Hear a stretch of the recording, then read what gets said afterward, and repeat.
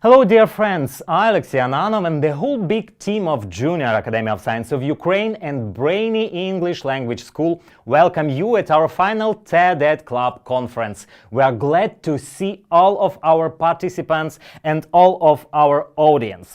As you may already know, TED is one of the most well-known international conferences where people from all over the world are able to share their interesting opinions, stories and ideas. And thanks to Brainy English Language School, in 2018, Ukrainian pupils got the unique opportunity to join the TED Club global community. And today, we greet the participants of the 5th season of the TED Club. For the last several months, the teenagers have been learning to properly justify their thoughts, improving their English skills and mastering the art of presentation and of interaction with the audience. And right now you will see their final videos where they share their ideas, hobbies and opinions. And now I need to explain you a little bit more about one more thing. We have prepared a special contest for our audience. We offer you to choose favorite speeches during the conference and listen to the speeches, write the answer to this question: which speech or speeches was the most interesting for you and why? Maybe you or one of your friends have faced the problem one of our speakers tried to solve, or maybe you have thought about one of the problems before and have your own opinion in this regard. So write which problem you find the most relatable and explain why. Leave your answers in English in the comment section. By the way, you can leave questions for the speakers since they also are present at the conference. And in the end, we will draw 3 prizes among the most active participants. Are you ready? Here we go. And our first participant is Anastasia Lukacs. She is very communicative and get on well with anybody. Moreover, she volunteers and learns French because of her love to France. Her speech is supposed to inspire her peers not to be afraid of what other people will think about them and to live their lives to the fullest. Anastasia Lukacs, do we live our life to the fullest? How often do 10 seconds decide of a life? Not really often, you say. All the time, I say. 2 years ago, my dad and I were at the lake. There weren't many people there. Mom with babies, man and boy of my age. We were standing on the shore, watching the sunset. The sky was deep orange as in a fairy tale. The children's laughter and splashes of water from their games came from the side. I smelled smoke and realized that the family a few meters away from us was frying steaks on an open fire. It smelled like summer, and water literally called you to dive in. It was not a very safe place to swim though, so I did not go into the water. At one point I looked at people swimming. Noticed the same guy my age. He seemed to be playing a game, diving for a long time and rising above the water for just a few minutes to breathe. It felt like he was 5 years old and he decided to see if anyone would save him. What a stupid game, I thought. He's drowning, my father shouted and threw himself into the water. He's not drowning, I thought anyway. No shouts of help, no splashes of water. This cannot be like that. People don't drown like that. But it was true. The guy gasped, swallowed water, and each time emerged lower and lower over the water. The worst thing was that no one next to him even noticed it. People just keep playing with their kids and enjoying the weather. At one point, the boy's head was no longer visible. My heart was in my throat when I realized what just happened. Scary, right? How everything can change in 10 seconds. In 10 seconds, thoughts fill with panic as fast as lungs fill with water. In 10 seconds, all dreams and goals in life disappear as quickly as an air in your chest. In 10 seconds, everything becomes absolutely unimportant, as well as the color of a swimsuit. This is how every 10 seconds decide of a life. This guy probably had a family, friends, dreams and goals for his life. We all have them, don't we? But what do we do to make those dreams come true? We're still waiting for something to happen? Maybe a letter from Hogwarts or a magic closet with a door to Narnia? Are you waiting for this 10 seconds? For something to push you because you can do it by yourself? We all do. We all keep saying, I'll start a workout on Monday, in spring, after holidays, which is equal to never. Do we do everything we want to do? We don't, because we keep thinking that somebody gives a damn about us. We think twice before posting a story to an Instagram or a Snapchat. We think about how we look in public and if it's okay to go without makeup or a bra. We are drowning in our own thoughts by letting society dictate us what to do, what to eat, what to wear, and eventually how to think. So why do we keep doing that? Why do we keep wasting our time if we have only 10 seconds? When I was 11, I was that type of girl. I was afraid of everyone I met, afraid of what they can think of me. I did everything society told me to do. Pinky fashion? Tomorrow I will wear a pink skirt because who cares if I like this color at all, if it's in fashion? One girl loved my curly hair, I'll go home and straighten it. I was embarrassed by my body and by my skin, by how I look in pajamas or a swimsuit. I was embarrassed by how I feel and what I think. I was focused on others, but not on the most important person in my life, me. Worrying is the most impractical way to use your energy, especially worrying not about yourself. I remember my first date. I wanted to make a good impression on him, so I went to my favorite cafe in the city and I was clever enough to order a croissant full of chocolate and eat it with my hands. Can you imagine me wearing a beautiful white knit sweater, trying to swallow all these bananas without leaving chocolate stains on my sweater? And of course I was talking during this, because I wanted to keep the conversation going. I was so concentrated on appearing likable to him that I didn't even consider whether or not I liked him. I believe you have heard about Brené Brown's technique Square Squat. If no, it's okay. I just want you to close your eyes and imagine a small room, really small one, 2 by 2 cubic meters. Now, invite to this room all people whose opinion in life really matter to you. Their opinion is really valid and important and you care about it. Surround yourself with people you love and care about. Now open your eyes and text them. Tell them that they are in this secret room. Tell them that you want them to feel free to be open, honest, and vulnerable with you. Go and write just 2 sentences and you will feel much better. I want you to remember the people who are not in this room don't matter. Why? Because you have just said so. You have just chosen the ones who are really important. So why care about women who glance very unfriendly at you at the street if she's not in this secret room? I have a special technique for deciding whether or not opinion of person is important to me. These are just 3 questions to myself. Is this person close to me? Did I ask their opinion and did they say something good or bad? So if it's my close friend whom I asked for advice, I'm more likely to listen to her. If it's a doctor who always tries to keep me healthy or a teacher who is up to give me knowledge, I will probably listen to them really carefully. However, if it's a stranger who knows nothing about me and commented negatively on my hair or clothes, I will probably don't care what they think of me. When you start appreciating yourself and truly content with who you are, you stop being concerned with whether or not other people like you. You deserve to have people around you who love and admire you for who you are, instead of who you are trying to be. All in all, do not accept anything in your account except money. So how do 10 seconds decide of a life? Let's return to previous story about the boy. What happened to him in the end? Well, my dad rushed into the water, he took the boy by his shoulders and pushed him forward to the shore. Only then people around noticed the guy who was drowning a few seconds ago. Only then one man guessed that my dad needed help, otherwise he might drown too. The boy survived. But I'm more than sure that in those 10 seconds, all his life ran before his eyes. Everything he was afraid to do, everything others told him not to try. He must have recalled the job he had always wanted to change, or the way he was going to travel around the world, but something stopped him. Most likely, he did not regret anything he had done in his life, but he regretted all the things he had not tried or for some reason refused to try. I heard this phrase one day and only now I get it. What is the wealthiest place in the world? It's not New York or Hong Kong as you may think. It's a graveyard. Because only here you will find all the hopes and dreams that were never fulfilled. Books never written, songs never sung, inventions never shared, and cures never discovered. Because someone was too afraid to take a first step, too scared to take a risk, too worried what others will think of him. And you know what? You're not in a graveyard. Yet. We all have this 10 seconds, and every 10 seconds we decide what to do next to live your life to the fullest. Let it be something you want, not the others, so you don't have to regret it at the end of your life. Thank you. Nastya, thank you for such an interesting speech. It truly motivates us to follow our dreams. Let's move on to the next participant of our conference, Bohdana Bondarenko. She was brought to TED by the curiosity, which she herself considers to be her most important trait.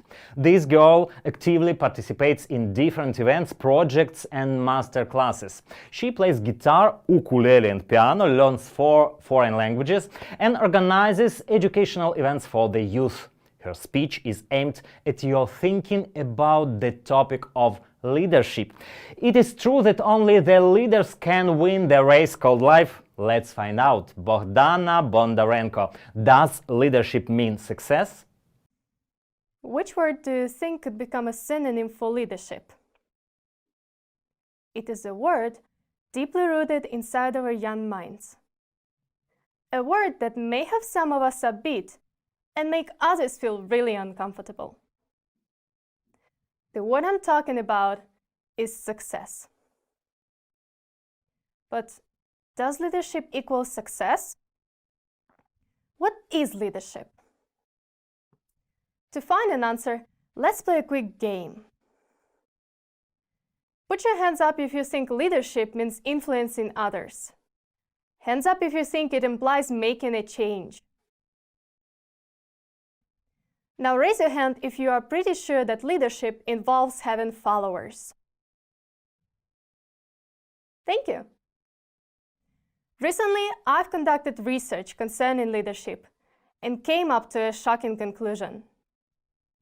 Over 62.5% of people say that leadership means leading others, while 37.5% claims that leadership equals convincing others that your idea is the right one. Surprisingly, over 82% of the surveyed believe that leaders are supposed to make decisions for others. Concerning our game, well, I'm sorry to tell you that none of you is right. Simultaneously, no one here is actually wrong. And I'm here today to explain why. Let's imagine a time machine exists so we can travel back in time. Please close your eyes and travel to your childhood years. Sweet time, isn't it? While you are there, would you please count how many times you were told that to be a successful adult, you need to become a leader? Please keep your answer in mind. Now open your eyes, come back to the future, and think. How often do you hear the same phrase now when the world has changed drastically? Is it heard more frequently than in your childhood memories? I bet it is. The reason why I'm asking is that I've thought about it a lot. 10 years ago, being an 8-year-old girl, I wouldn't have a clue what that strange word starting with an L stood for. Of course, I would sometimes hear the seniors talk about it, although I didn't take them seriously back then. When I use my time machine, I often recall the day when I attended the Mission L, a 3-day program that focuses on teaching youth leadership, teamwork, and a number of useful soft skills. That was a session that turned out to surprise everyone. The speaker showed us a photo where a pack of wolves was depicted, saying, "Let's see if you guys can spot the leader here." Now, let me show you another one. If you thought the wolf in front of all the others was the leader, you're wrong. In fact, these first 3 there are the weakest, and they walk ahead of the pack so that other wolves don't go faster, and the weak don't get lost. The second and the fourth groups include the strongest ones, so that they can protect the group in the middle, the commons. And then comes the last wolf, the leader. If we dig into Belbin's theory, we will find out that in general there are 9 roles in a team. Each of these can be divided into 3 types: thought-oriented, action-oriented, and people-oriented types. Let's look at the thought-oriented type of team members. the monitor evaluator tries to figure out the best solution to the problem given. The specialist is an expert in some specific field. They can provide deep knowledge only few people have. The plant is the idea generator of the team. The action-oriented type includes the shaper, the implementer, and the completer. The shaper is basically a cheerleader who inspires the team to keep going. The implementer is the backbone of the organization. They implement workable strategies to make the team's goal become an accomplishment. The completer is that one person in the team who is always getting on your nerve about the tiniest mistakes you made. There's nothing to blame them for, though. If they weren't so obsessed with perfectionism, the work of the entire group would lack quality. Such roles as the resource investigator and the team worker belong to the people-oriented kind. The resource investigator has networking talent. They can explore and analyze opportunities and carry out negotiations easily. The team workers are always ready to help with the project when the last brain cells of the groups are burning together with deadlines. The team workers are always ready to help with the project when the last brain cells of the group are burning together with deadlines. And not only then. You might wonder why I've only named 8 out of the 9 roles. Let me present to you the coordinator, the manager, and the actual leader of the team. This is a person who concentrates on helping team members accomplish their own objectives, identifying the abilities of each team member, and finding ways to use their strengths to achieve the team's goal. So, no, the leader doesn't tell you to do this and that, never claims they are the right one, or makes decisions for you. This is just a part of the team. Yes, ladies and gentlemen, leadership is overrated. And knowing this, think once again. Does leadership equal success? Thank you. Bogdana, thank you for bringing up such an important issue. Dear friends, maybe some of you join us a bit later and missed this information, so I'll repeat it. Alongside with the conference, there is a contest for the audience. Listen to our participants and decide which speeches were the most interesting for you and write why exactly. Share your answers in English in the comments, and we have prepared prizes for the most active spectators. So let's move on. Our next participant, Danilo Tsikhotsky, is a very creative, smart and communicative. He has a good sense of humor, loves music, reading and drawing. He believes art helps people find friends, develop their creative skills and have fun. So why it is even more beneficial to be an artist than we imagine. Danilo Tsikhotsky, Art Unites People. Good afternoon. Is there anybody who has never seen comics? I hope no. Here you can see examples of them. Do you recognize it?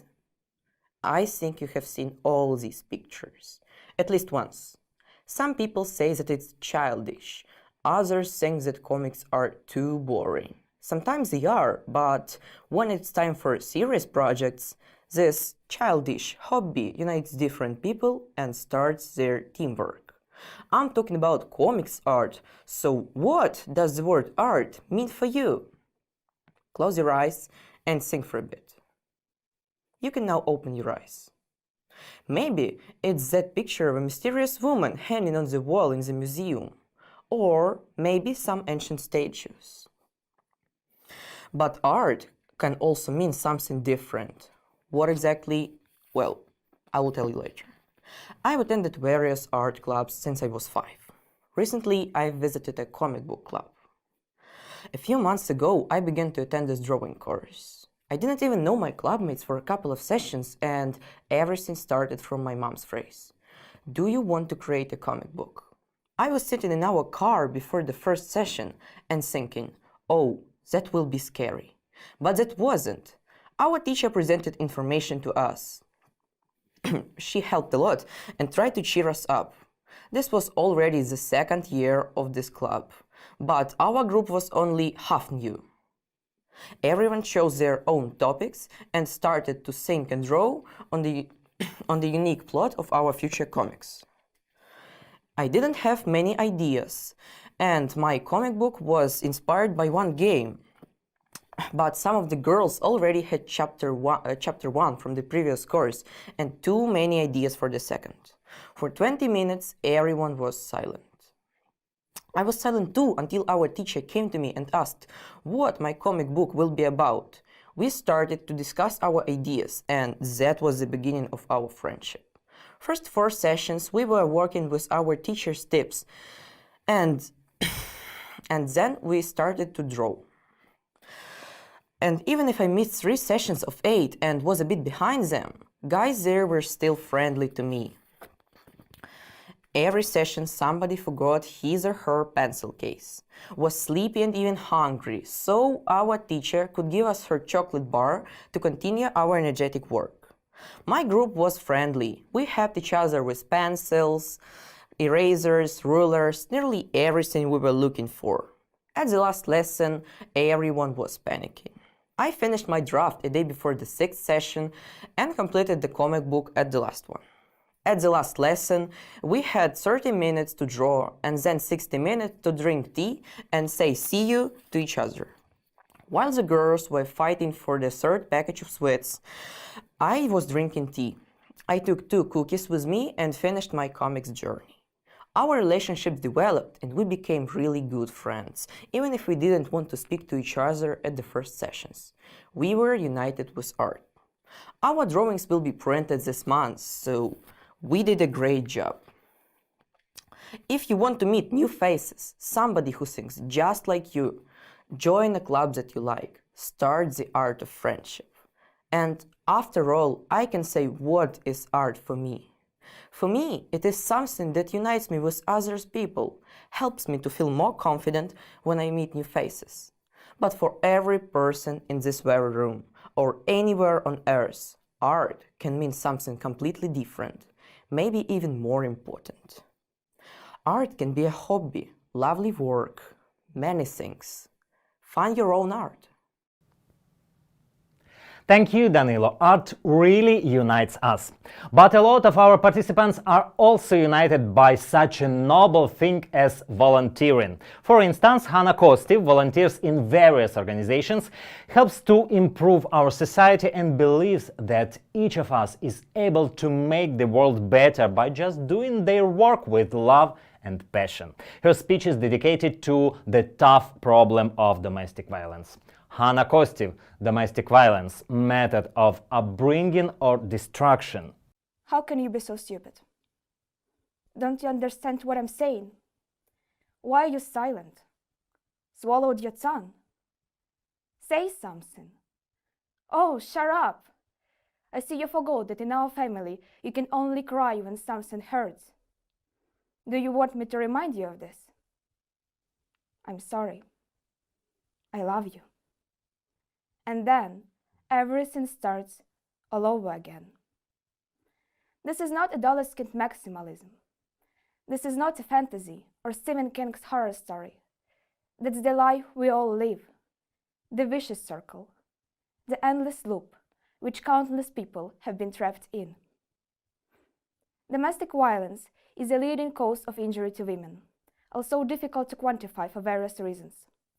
One 2018 study estimated that over 1 million Ukrainian women suffered from sexual, emotional, or physical violence in their families.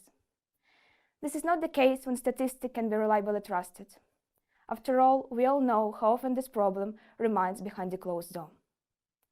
Sometimes traces of abusive behavior are noticeable. Bruises in the body, scars. More often, these traces remain inside. Abuse is not always screaming, yelling, but calm, covert put-downs with devaluing remarks, using a kind, helpful, spiritual masks, when the true intent is to control your actions and the abuser's way of being. The truth is no one is immune to domestic violence. It can be perpetrated against children and adults, women and men, the elderly, and people with disabilities, all those who have fewer opportunities and are dependent. I've always been a sociable child. That's why I've heard many stories. My family acts beautifully and friendly when we have visitors. And when no one is visiting us, we scream and never respect each other's opinion.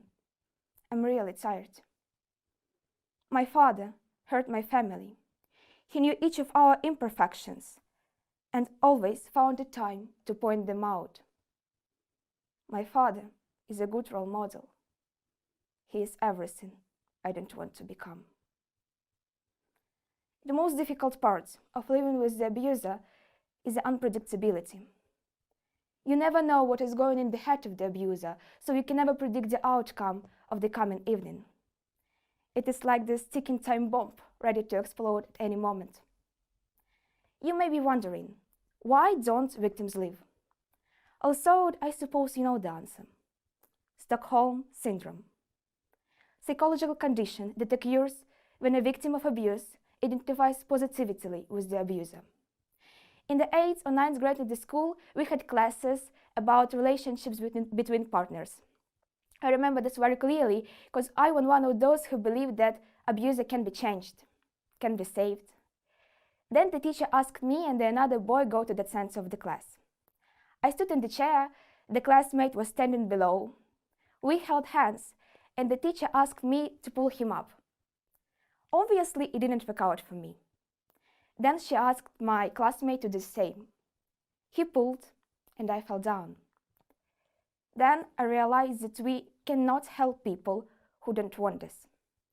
Then I realized how difficult it is to break out from the abusive relationships, because hands are intertwined. Other barriers to reporting in Ukraine include shame, lack of financial independence, not trust in institutions, and fear of repercussions from the abuser. The rate is also impacted by low awarenesses of how and where to seek help. One survey noted that very few women felt well informed about what to do after experience occurred. More than half had little or no idea how to proceed after the experience. And about a third of women were unaware of any organizations provides help after the experience. Screams in a neighbor's house in the middle of the night. Someone's child not wanting to return home. Too dense makeup of a friend in the heat. Frightened colleague waiting for an ex under the office. Traditions teach us not to ask questions and interfere. But if people live or have lived together and harmed each other, it's not their personal business. It's a crime. Domestic violence is so entrenched in our traditions that we do not always notice and recognize it. But worst when we tolerate it, because my father beat me so I do, or explained by the wrong behavior of the victims. We tolerate it because traditions say that hitting your child is okay, that's the measure of upbringing. Hitting your wife is okay, you're a man, you must show who is in charge. The truth is the act of violence is always the rapist's fault. Victim blaming, accusing the victim, is a shameful tradition of shifting the abuser's responsibility onto the victims. So now let's talk a bit how can you prevent or even stop violence if you're seen or experience abuse. First, intervene if it doesn't threaten you. Speak calmly but firmly and loud. If there are people around, it will attract their attention. Call 102. This is only the reliable number to call the police. Then clearly describe the situation and meet the crew on the spot. Call an ambulance if the injured person needs medical help. Do not leave the injured person. Try to help. Offer warm clothes or water. Explain that now he or she is safe. You can document violence in photos or videos. It will be the evidence in the criminal case. Monitor the actions of police officers. Write down their numbers and write down their names and take their numbers. For the prevention of domestic violence, call to the national hotline. The number you can see on the slide. Fortunately, many victims can overcome the trauma with support of parents or relatives or friends. Many victims can overcome the trauma through art. Actually, in this case, the expression, take your broken heart, make it into art, doesn't sound so romantic anymore. Many victims can overcome the trauma almost always within the therapy.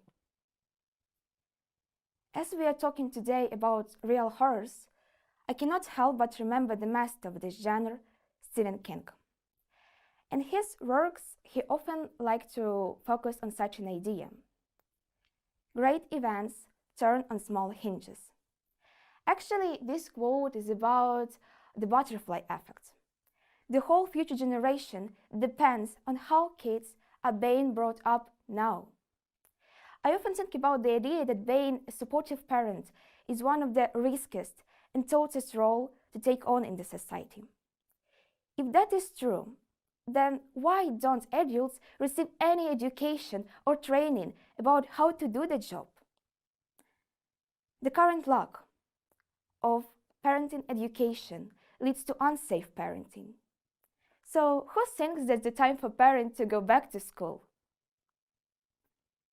We have to talk about the importance of being a supportive parent, because studies indicate that about 1/3 of those who were abused in the childhood will become abusers themselves. This is the lower percentage that many had expected, but obviously possesses a social major challenge. I'm sure each of us has been under abusive behavior one day, from parents, colleagues, or friends.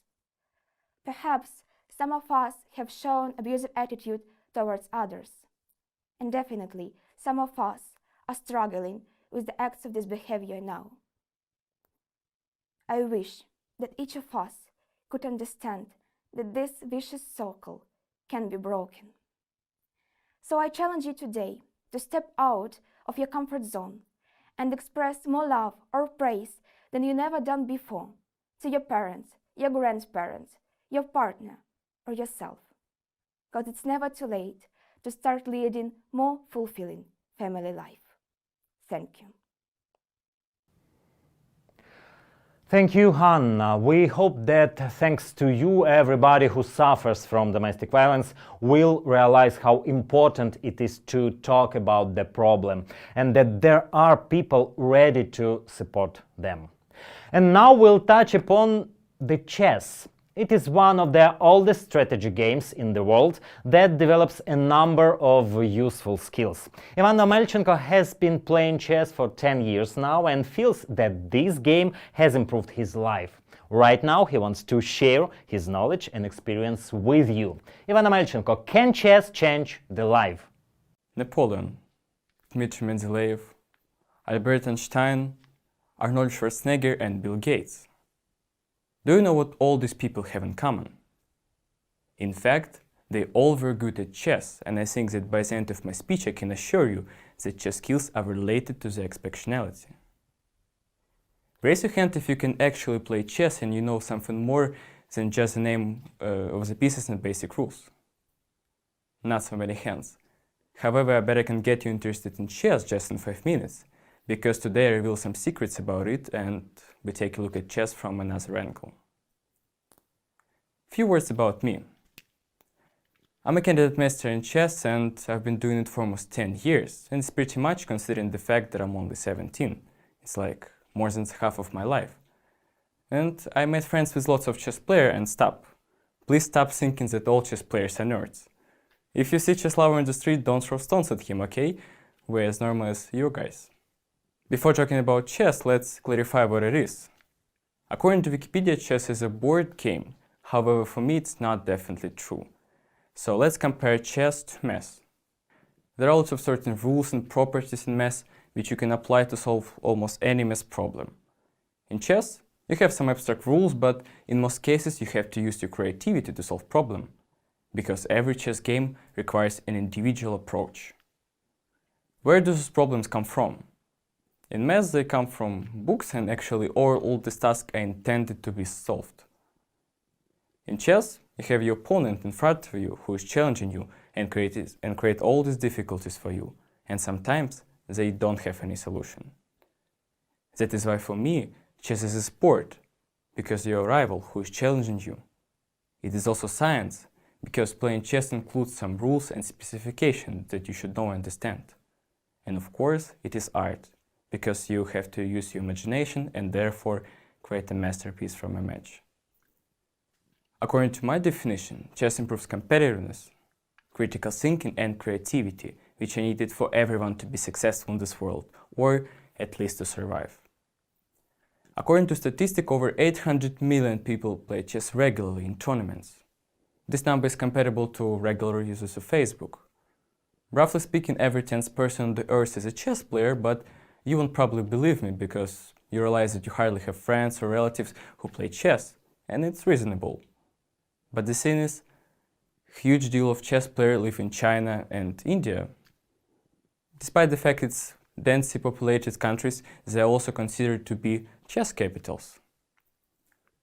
Chess actually originated in India, and Indians just still honor their traditions. And China literally produced their young chess player. They even have chess as a school subject. Why haven't I included Russia? Of course, Russian had been dominated in chess world for almost 1 century, and chess was literally worshipped in Soviet Union. However, this fabulous love to chess has gone away with previous generation, and now it's not so popular there. So let's get back to numbers. Can you imagine that from almost 1 billion chess players, only 2,000 who achieve Grandmaster, the best title in chess? In percentage terms, it's something like this, and I'm even afraid to pronounce it.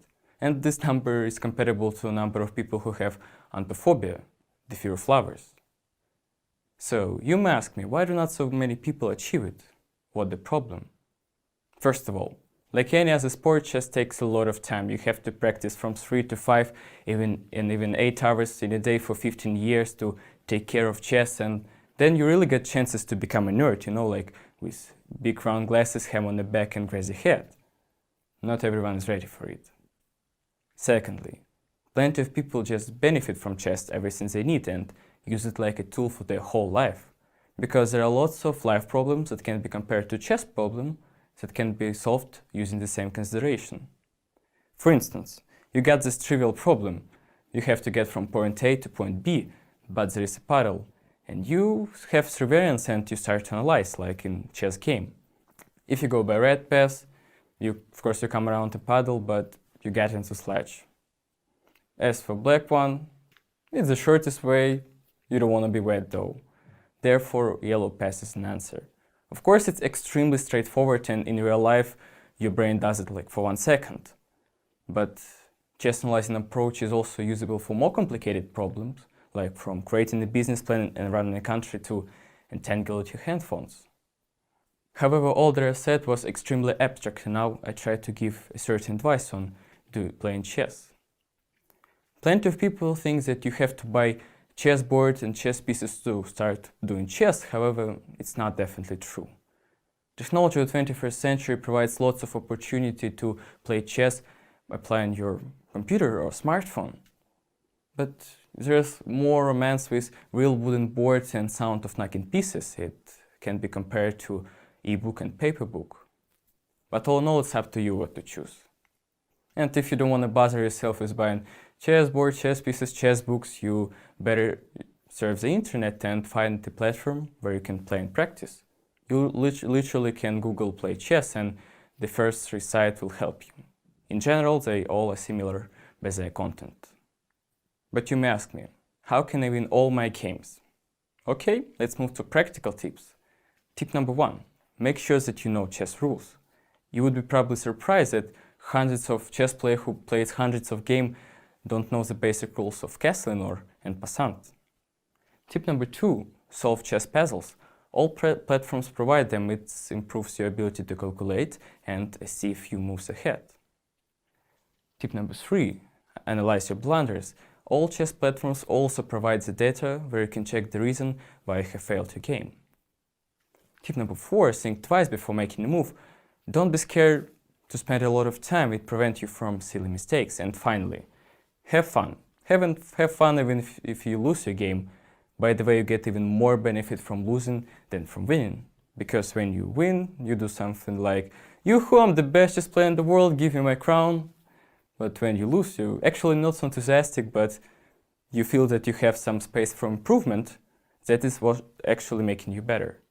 I think enough for you to pour over the chess world, but be careful. Be careful because it can absorb you completely. Because personally, I have 2 friends who started playing chess because of my advice, and now they're completely addicted to it. I even feel, some kind of guilty. I'm waiting for the moment one of their mom will call me and say something like, "What did you do with our son? He was a normal boy, but now he's playing chess because of you." Terrible situation.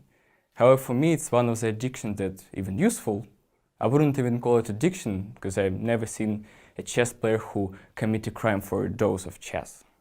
And now, I want you to think about the list of people that was in the beginning of my speech. And I don't want to say that it's only about chess, that the exceptionality is only about chess. Of course not. But it helped them.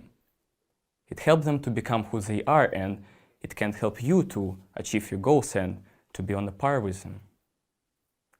And if I were you, I wouldn't miss a chance to play chess. Play chess and become new Bill Gates, everything in your hands. And while you're thinking about playing chess or not, some listeners have already started to play. Don't let them overtake you in chess. Go for it. Thank you. Thank you. It seems that everybody who has just listened to Ivan wants to learn to play chess or enhance their skills. Thank you. Now we introduce you to our next participant. Her name is Karolina Naidion. Her hobbies include reading, piano playing and traveling around Ukraine. In addition, the girl takes part in various competitions and Olympiads, writes researches in history and biology for the Junior Academy of Science. In fact, one of such researches inspired her to prepare a speech devoted to the ecological problems. Karolina Naidion, why do the plant species disappear in your region? I think everyone will agree that in the 21st century, many people are facing the consequences of technological progress. And unfortunately, the damage for nature around us is the most powerful. Who can remember several clean regions near his city? Pretty hard to find just one, though. Or do you think there are a lot of talks about ecology that have nothing to do with you? If so, I hope that facts will change your mind. Now, let's look closer in perspective of Ukraine, for example, my home city. I live in Dnipro all my life, one of the biggest cities in Ukraine. And what is my city known for? For space development? Not today. For different factories in heavy industry? Yes, but no. And what if I say that in times before our era, my region was famous not for different factories and plants, but for beautiful nature, dense forests, and outstanding views from cliffs, the ancient stone heart of the earth? Will you believe me if I tell you that these things have turned to this during less than 1 century due to humans' actions, and nowadays the ecological consequences, such as plants and animals fading, are pretty serious? And the worst part is that every region in Ukraine can experience the same thing in the nearest future, or is experiencing it right now. So what is the main cause of these problems, and how can common people help here? Let's take a closer look. To begin with, I started to study something about my city and region overall 4 years ago. In my free time, I travel with an excursion club Dnipro around Ukrainian localities in order to learn more about our past. Accidentally, my first trip with this club was to the Dnipro Rapids region. And when I saw that picturesque view of the river, villages near it, those majestic cliffs, I was amazed by the view. Moreover, the guide told us more about the past of this region. And I imagined that view. I imagined how million tons of water would crash on great threatening stones, how this loud noise would spread through dense mysterious forests, boundless fields. After that, I started to study not only history, but also the nature in this region. These excursions influenced me to make some science botanical researches in order to analyze flora in this region from the last century. So, firstly, I decided to make some researches in scientific literature in order to look for every plant species there. Just imagine making science researches and reading books from the previous century in order to learn more about the floristic development in my region. It was a little bit hard, but still, I did it. Then I decided to find some plant examples in order to match my researches from the literature with the practical experience. So I decided to travel across my region and picked up some plants. As I did my research in the summer, I was amazed to find some species that couldn't handle the heat. Then I formed them into herbarium, where you can find different rare or some ordinary plant species. As I didn't have much possibilities and opportunities to travel across the whole Dnieper Rapids region, I decided to fulfill my research with some photos from the excursion. Then I matched the results from both works. So, what did I get in the end? According to the results, the quantity of plants has reduced in the comparison with the beginning of the 20th century in half, and some plants just disappeared from this region completely. So, what was the main cause of it? Mainly, people will think about Dnieper hydroelectric power station and how it gives both advantages and disadvantages of its existence. It was built in the 30s in the 20th century, and it was the symbol of the domination over the nature. Ironically, the Dnieper Rapids region, that was a big threat for all travelers, was erased by the construction of a brainchild of humanity's progress that brought the knowledge of nuclear power and electricity here. So, what is the problem with this construction? One of the main problems is that due to this, many territories in Dnipropetrovsk and Zaporizhzhia regions were flooded. Many people left their homeland and migrated to other countries. But not only the home of thousands of people were flooded, but the inhabitation of plants too. And nowadays, due to the coarse asphyxity of the Dnieper, the river is filled with the water plants annually. So, can the polluted water be the main cause of the plant's disappearance? It is true and a half. Flooded territory has an effect on the plant's population, but the main damage is caused to people.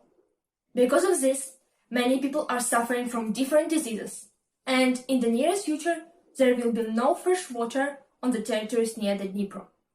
Moreover, it can lead to the outdying of the rivers that are pretty close to the Dnieper, and it will lead to the total drought in the many villages. So, let's return to our main question. If the main guilt of these ecological consequences are not on our ancestors that didn't count all outcomes of their invent, what is the main cause of it? I think deeply in your mind, we all know the answer. It is you. Yes, it was you who didn't do anything when someone picked up that beautiful flower that is actually rare in your region.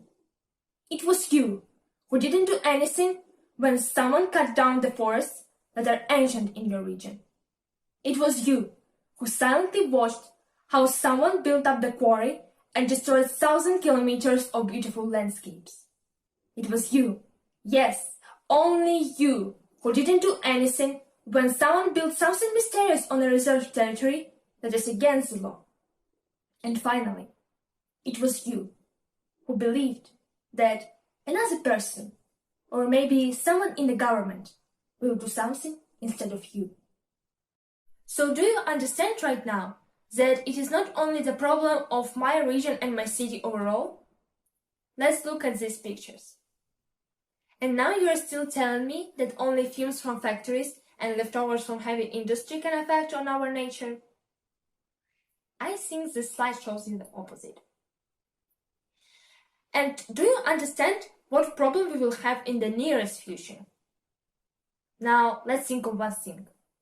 What will you leave for your future generations? A city without plants? Regions without fresh water? Or maybe a desert with garbage mountains? I think it is not what would you like to be remembered for. So, how can we change this situation? I think many people will say something trivial like put their garbage in the bin or recycle some non-eco-friendly things, and etc. But what can you do more? You can travel across problematic regions and hear the opinion of specialists. You can meet different people and find more influential one. Moreover, young people can write science researches and try to find a solution with like-minded people. For example, many institutions in Europe collaborate together in order to find out more endangered species and try the strategies how to save them. The Royal Botanical Gardens in Great Britain are established in order to watch the plants.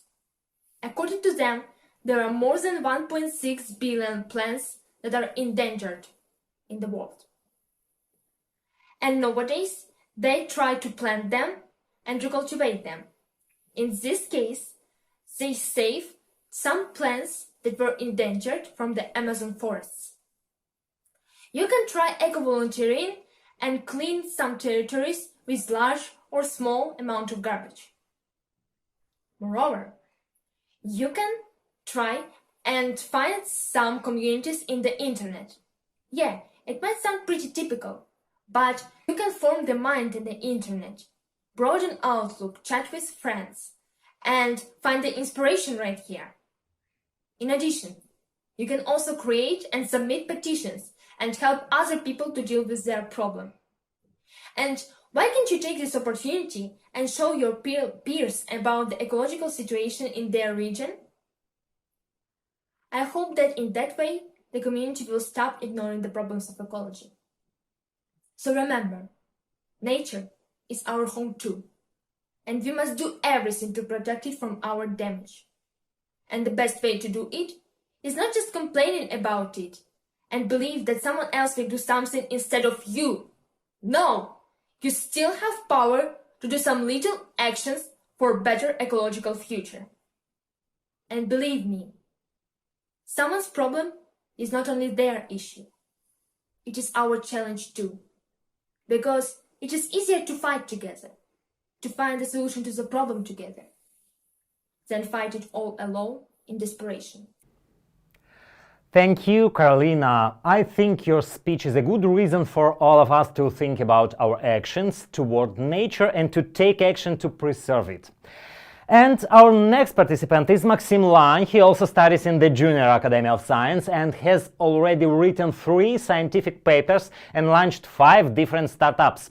He participated in the international contests in Poland, Canada and Sri Lanka with his startup ProVir, where he won a number of medals. Now he is eager to share his experience and some tips with you. Maxim Lang, how to launch a startup. What do I think is common between Elon Musk, Mark Zuckerberg, Steve Jobs? No, they all reach now the fact they have all launched at least one startup at the very beginning of their career. But don't think that is that easy. Why can I charge? Because I also launched a couple once and have some experience in it. When I launched my first startup through Max, I was 14 years old and haven't had any experience with it at all. Since then, I opened 5 different startups in different fields. There were fields of biotechnology, rocketry, electrical engineering, programming, and gaming. However, there's something common between them. I would really like to tell you all the details about every, but it will take too long, so I will tell you about the recent, hardest yet the most successful in just one, ProVir, in the sphere of electrical engineering. On ProVir, I was working with my best friend, Andrew. He was CTO and I was CEO. It was created in 28th of April 2020 when we decided to create a startup related to wildlife technology. First of all, we connected the person from the incubator. It's a Ukrainian business accelerator that helps new startups to become successful. So they gave us a perfect mentor who helped us in every stage of our startup. Then we connected Jasu, which helped us participate in various international competitions. We participated in 3 of them: Talk Poland, again Canada, and Saxony Sri Lanka. We won 3rd or 2nd place first coincidentally. Also, we participated in startup pitches, and I failed all of them. I will tell the reasons later. But everything was not as good as you could think. When Andrew was doing one of the prototypes, he told me one thing that shocked me. He wanted to leave the startup. He explained that he wants to leave because he's getting nothing and wasted whole spring and summer. Firstly, I was ignoring it because I still had some expectations and thought it would give us some profit and we should wait only a small amount of time. After 3 months of getting nothing, he told me, and I told him that I will personally close it if we lose our next competition. We won it, but neither I nor Andrew were happy about it. So when time to our next competition, we were not interested in it. But we presented it, and we failed. So we finally closed our startup. And only then I realized that he was right all the time, from the beginning to end. I realized how much time and money we wasted while we were working on it. And all this because of one reason: we didn't have enough experience. Currently, everyone's telling you to open your business startup, social media, government, and even friends. They say it's so easy and you will earn a lot of money. But the truth is so different. You'll create presentations, calculate the possible revenue, and other hard and boring stuff. Moreover, you won't earn money but lose it. Wanna know how much I've earned for all my startups? $0.0. You'll spend your money on the prototype, MVP, design, and other stuff. Of course, you'll spend a lot of time, approximately 8 hours per day every day. I wanna give you one strong piece of advice. If you, like me, want to launch a startup but have no experience, do not launch your startup, but go to some company or startup. As a co-founder or just member, earn some experience, only then maybe launch it. Well, if you gain some experience and wanted to launch it, I can give you a kind of a plan which worked for me. Firstly, you need to choose the sphere of your startup. I strongly recommend you to pick up the topic in which you have some experience. If you have a friend who had a successful startup, go ahead and invite him to join yours. Then you need to review what in your life can be improved. Choose one problem. It will be your create a solution. It will be your startup. After it, I recommend going to some business accelerator in order to make your startup better. In Ukraine, it's a UF incubator which helped us. After becoming a resident of some accelerator, you will know what to do next. But remember, your startup can be closed in every stage of creating, and it's okay. Because 99 of 100 startups close. So, if you ask me now, after 5 startups, do you have a huge experience in sphere? I would definitely say no. Thanks for attention. Thank you, Maxim. Nowadays, it is very important to be able to turn your idea into an interesting and lucrative business. And our participants had a lot of ideas. Dear friends, we approached the equator of our marathon. Congratulations! And our next speaker is Maria Moszkiewska. She adores reading so much that last summer she read 40 books.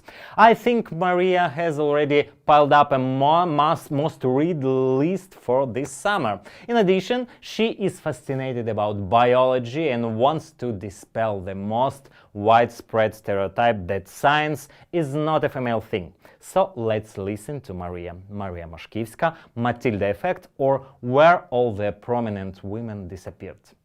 Good afternoon, my dear listeners. Do you know how many Nobel Prizes have gone to men and women in 120 years? Raise your hand if you think that men received more Nobel Prizes than women. And you will be absolutely right. It's obvious, isn't it? But the question is, how many times more men received this award than women? Look at the presentation and try to answer this question. Actually, the proportion is shocking. 817 prizes to men and just 47 to women. That means that men received 17 times more Nobel Prizes than women. can you imagine what would have happened had Einstein been born a woman? We probably wouldn't know who Einstein is today, because the merits of those discoveries would have been taken by a fellow male researcher. This phenomenon, known as the Matilda effect, in honor of Matilda Jocelyn Gage. She was the first activist who highlights the injustice of systematically ignoring the findings of brilliant women throughout history. Look at the presentation, it works like that. By the way, have you ever thought about why Einstein is showing his tongue on that famous picture? He's actually saying, "Oh, I was born male, so my achievements are in safety." Of course I joke, but the Matilda effect is of great interest nowadays. The reason is that almost every female can face it. Is there anyone who has experienced it? As for me, I have. One day we were given a group physics project. Do you like physics? Frankly speaking, I don't, but I'm really into biology, so when I'm talking with my physics friends, it's look like that. However, on that day we were given an interesting topic for investigation: diffusion. If you are not good at physics and have absolutely no idea what diffusion is, just look at the photo and you will get it. Then it turned out that the same topic for investigation were given to two boys from our class. My friend and I did a lot of research and put a lot of effort into it. On the day of our defense, we were sure in our success. Everyone was interested in our investigation, and we were really one of the best. The boys from our class were not so diligent while conducting the research, and as a result, it was obvious who was better. Do you think we deserve to get excellent marks? And do you think we got them? Our physics teacher, who is male by the way, said that girls can't be good at science, and didn't believe that we were the ones who did everything. At that moment I felt something between this and that. Okay, that was a typical physics project, and I'm sure I would feel a lot more offended if, because of gender bias, I didn't get recognition for my important work in science, or if my groundbreaking discoveries were credited to a man. But I guess it's not possible. The man stole achievement, really? In fact, it's not just only possible, it's happened to a lot of women, and in many cases men didn't just steal these ideas. They published them in journals, earned millions from them, and were recognized in retrospect. No need we should struggle to get the acknowledgement and show that women can also be worth recognition. Today I want to talk about one woman whose groundbreaking discovery was credited to a man. Lise Meitner. She was a student under the legendary physicist Max Planck, and the first German woman to hold a professorship at a German university. As Nazis rose to power, the young Jewish student was forced to flee her home country. She kept in touch with her research partner, Otto Hahn, from her new location in Scandinavia. Hahn and Meitner joined forces to outline the concept of nuclear fission. That was the groundbreaking moment that gave rise to the awesome, destructive capacity of the atomic bomb. Hahn chose to omit his partner's name and was thus the sole recipient of the prize in chemistry. It's a pity, but nothing has changed nowadays. Since childhood, I have been very creative and curious, always trying to come up with something of my own. This childhood dream has spilled over into my passion for science now. The problem was that simply at such time of equality, I heard something like, women are dumber than men, and the professorship of a scientist is not for women. I consider myself a rather stubborn person, so I never listen to such people. But what if not everyone is like me? What if someone gives up their dream because of the Matilda effect? To prevent this from happening, I propose to fight it. Don't you agree that we should find ways to solve this problem? But firstly, let you take a short test that will show whether you are inclined to discriminate and underestimate women. The presentation will show questions, there are only 5 of them, and you must learn or write down your answers. Let's start. The first question is, who should the breadwinner of a family be? The man, the woman, whoever gets paid more, it doesn't matter, or the dog? Who should spend more time on the housework? Women, men, it should be a shared responsibility. Or nobody should live in a squalor. Who should spend more time raising kids? Mothers, fathers, whoever is able to. Now you should pick a boss and pick a doctor. That's all. Now look at your answers. If you have more A answers, that you are prone to discriminate and underestimate women. So how we can find the Matilda effect? As I think, we should work harder to normalize the concept of women scientists and increase the representation of women among practicing scientists. We must spread the true authors of the discoveries, talk about them on social networks or with our friends. It's a cool idea to give thematic presentation at school or universities. Don't forget about the younger generation. We must talk about it to our younger siblings or children. When I was surfing the net, I found brilliant women for children. The Matilda effect tells the story of a little girl, Matilda, who loves science and wants to become an inventor. Soon she discovers that her grandma was once an astrophysicist who actually discovered a planet. However, grandma's boss took all the credit and he is about to be given the Nobel Prize. Can Matilda and her grandma stop the ceremony and tell the truth? Besides, academic leaders should think about explicit criteria for determining authorship, teach their mentees about these criteria, and then follow them. Remember, if you have faced the Matilda effect, you shouldn't be silent or think you deserve such an attitude towards your achievements. Shout to the whole world, but don't be silent. I am sure that the day will come when men and women will have equal opportunities. But it's also true that there is a lot of work left to do to keep scientific advances from being a matter of gender.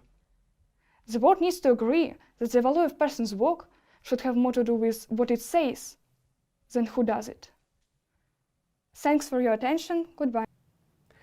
Maria, thank you. We wish you to succeed in science to inspire other girls.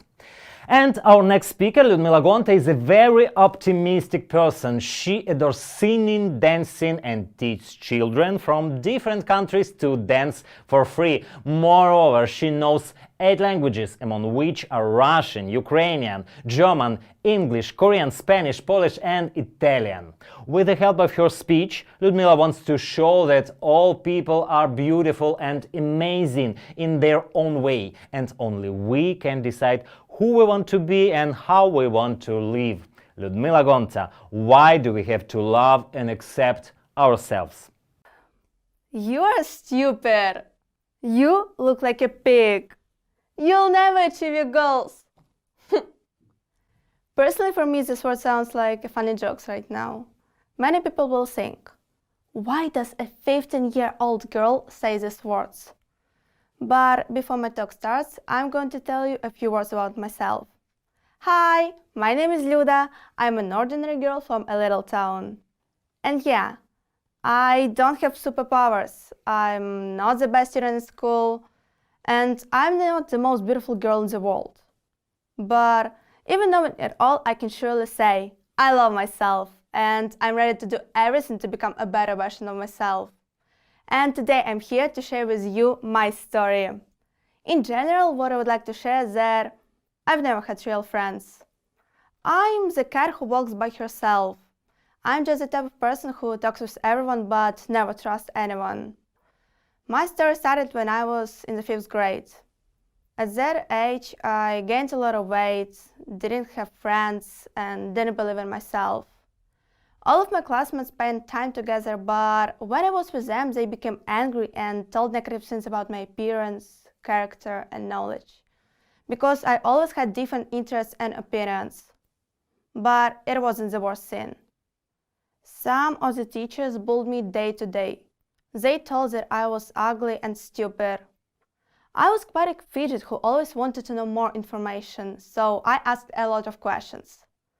But teachers didn't want to spend their time on my stupid questions, so they just ignored or humiliated me. They did it every day and all the students saw it, but none of them helped me.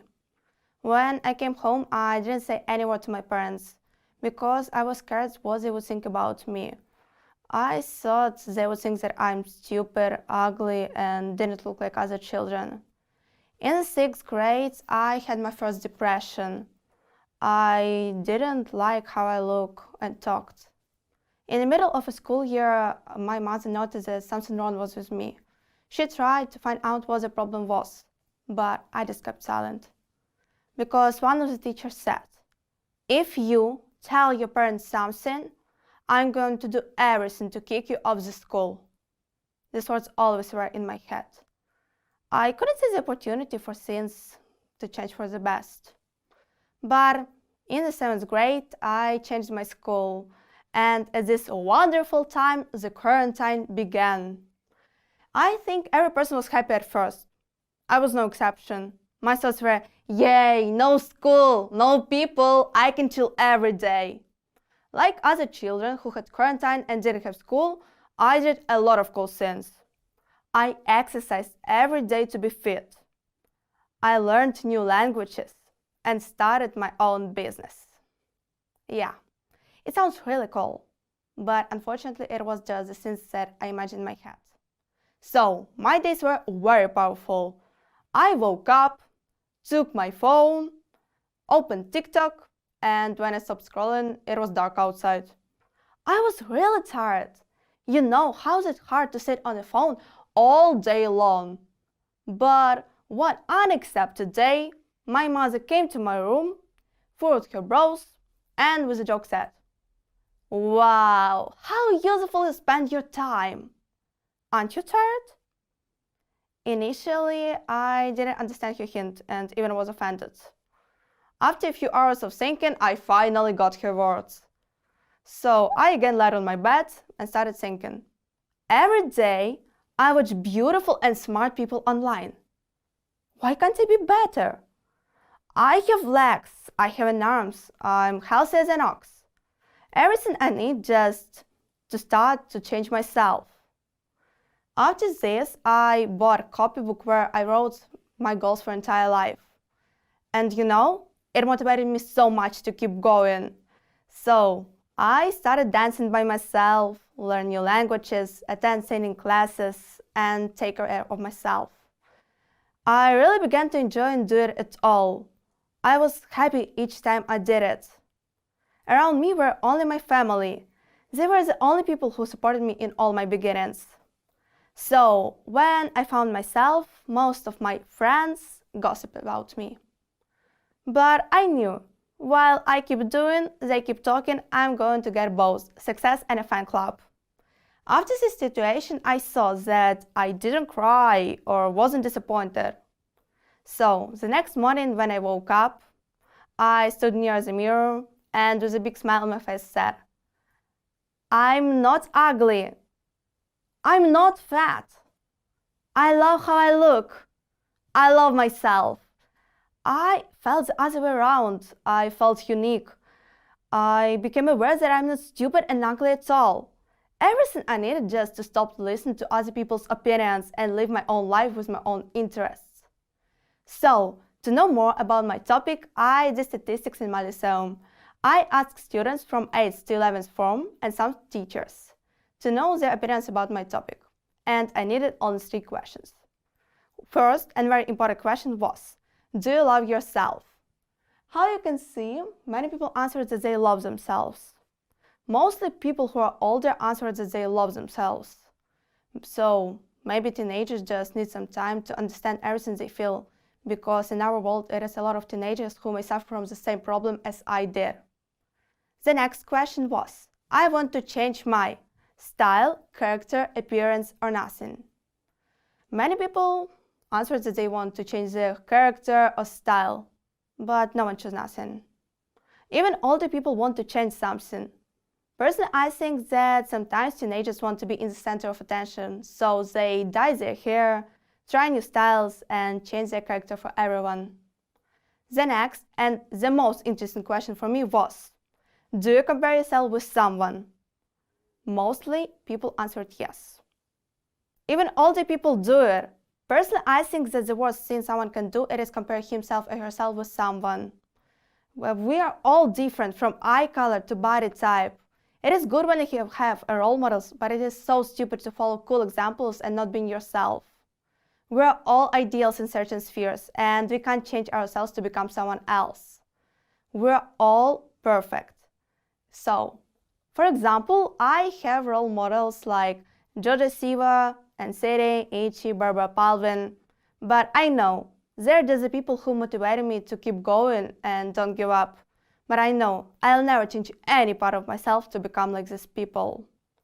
So, it is like in a song Ichi Dala Dala. Don't bring me down, 'cause I dare to be different. I'm a little Dala, Dala, Dala, ha. Not gonna change who I am for you perfect. So what you learn, I show ya what I'm about. I love myself, 'cause I'm so Dala, Dala, yeah. In this song, they want to say that all of us are different, and even if they don't fit standards, they'll become a new one, because we're all beautiful with our different flaws. So, to become who I am now, I did a lot of work. And the main point is willpower and being willing. It is like with the people who want to stick to a diet. They always say, I'll stick to a diet starting from tomorrow. And then it transforms into a vicious circle. Still, it won't do without a name. But why? Why do we need it?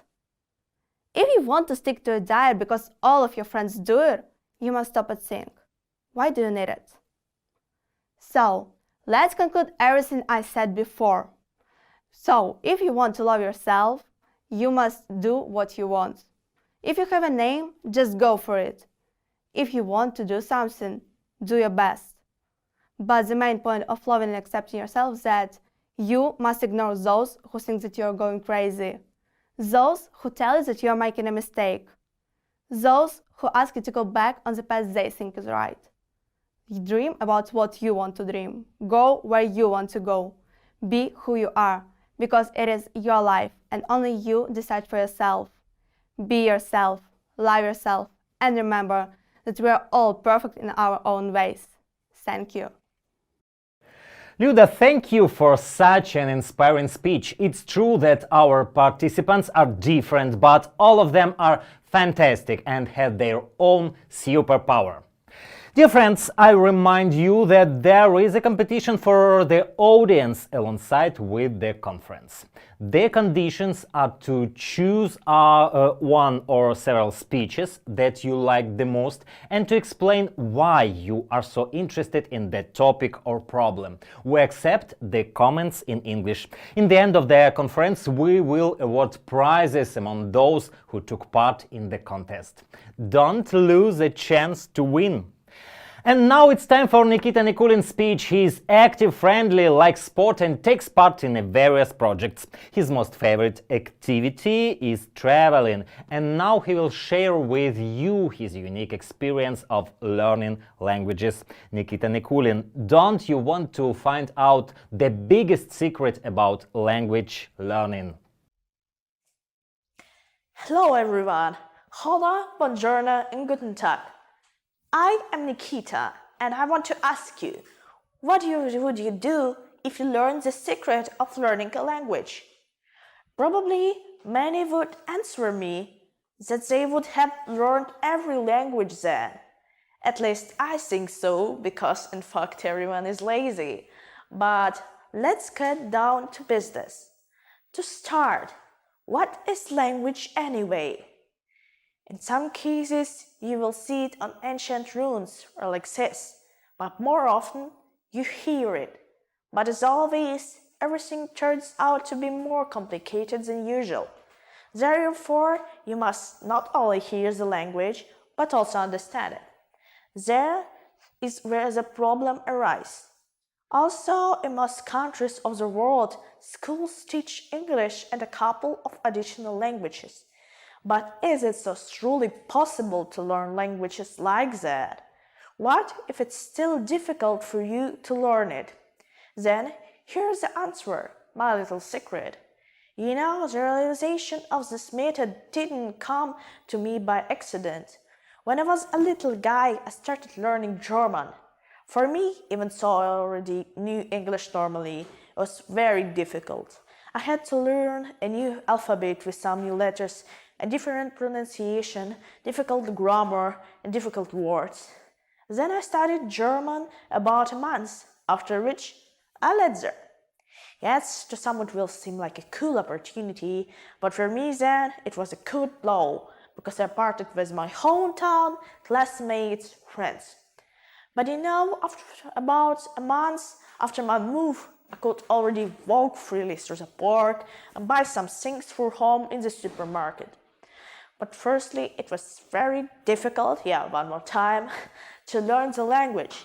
Initially, I only knew a few phrases in German and its alphabet. Therefore, for the first couple of weeks, I spoke exclusively in English. But after a little development in the country, I was sent to a completely ordinary German school. And it was after that I made a good progress. I heard the students' conversation during recess, read the text in the classroom, and had fun with friends on the excursion. So I tried hard, and the environment helped a lot in learning. This is my secret: perseverance and environment. Learn the language in the country whose language you are learning. And some may ask me what should I do if there is no way to go to another country. Then 3 solutions are best suited. First, this is to make acquaintance with a foreigner from that country. This is probably the easiest way.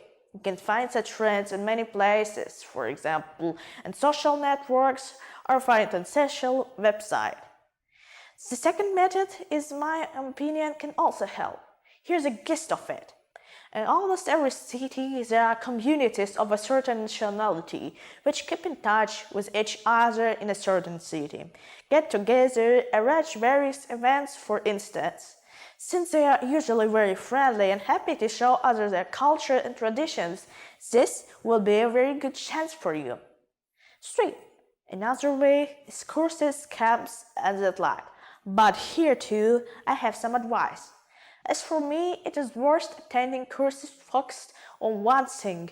For example, a special courses that focused on the grammar of language or a conversation club. That's all I wanted to say. I hope that these solutions will help you in learning a language. Thank you for your attention. Bye everyone, and have a good day. Nikita, thank you. I'm sure your advice will help to learn foreign language fast and efficiently. And our next speaker is referred to as creative person, and he totally agrees with his name. Alexander Stilgois is a young writer and an author of a number of creative projects. He's the winner of National Research Paper Defense Competition of Junior Academy of Science of Ukraine and of European Heritage Markets Week contest. From his personal experience, the boy knows that competing is not an easy thing, but he learned to sustain competition and remain calm in any situation. Alexander Stilgois, power is you. Hello. Before I continue any further, let's play a game. Have you ever quit the project because of negative feedback? Have you ever felt like a loser? And has anyone criticized you despite your success? If your answer to these questions is yes,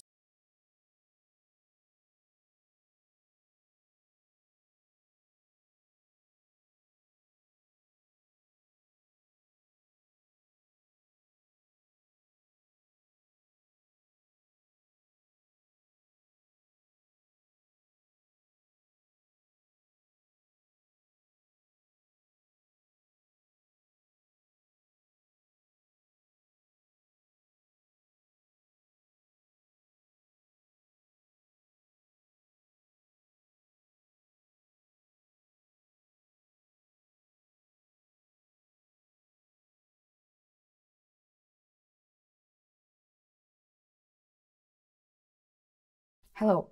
Before I continue any further, let's play a game. Have you ever quit the project because of negative feedback? Have you ever felt like a loser? And has anyone criticized you despite your success? If your answer to these questions is yes, then my story is for you. But if you answered yes, you shouldn't be upset. because those who said that you are a loser are haters. Haters, having anger towards everyone reaching success. Like any other person, I had my good and bad times. However, I always try to think that any experience is an invaluable experience. We simply need to learn our lesson and keep focused on our goals. I want to say that these ups and downs help me define the real goals, realize how to set them, and most importantly, how to achieve them. As I have said, there have been many victories in my life. However, one of the first and most significant was the victory in one competition dedicated to children's rights. It was very unexpected and quite exciting because there was a TV crew on the award ceremony and many people invited. Unexpectedly, to tell the story about your victory for your classmates is even more exciting than to win the award itself. This is something like a school tradition. Unfortunately, none of my classmates supported me. Instead, they were full of anger, judgment, and laughter. Some people would whisper behind my back saying that my victories were the result of other people's work. At that time, it was painful and offensive to hear such comments, so eventually I stopped sharing my achievements with others. This situation became the indicator that when you achieve something, don't expect people to praise you. Just continue working in order to achieve your plans. Because your results is only the top of the iceberg, but no one saw the part that is underwater. Since I have experience dealing with such difficulties, I developed certain strategies that helps me overcome them. First of all, develop critical thinking. The hardest thing there is to distinguish good advice that inspires and motivates you from bad advice that pulls you back and brings you to failure. The hardest thing there is to try to distinguish these advices because it needs a lot of practice and hard work. Some people who aren't confident enough tend not to critically consider the advice they receive. The prime example of this is Chris Prentice, who says, "The worst enemy cannot harm you the way you yourselves with your thoughts and feelings. But if you mastered your thoughts, no one else can help you as you can." Secondly, don't be afraid to make mistakes. All your works and your mistakes will be same to sweets assorted.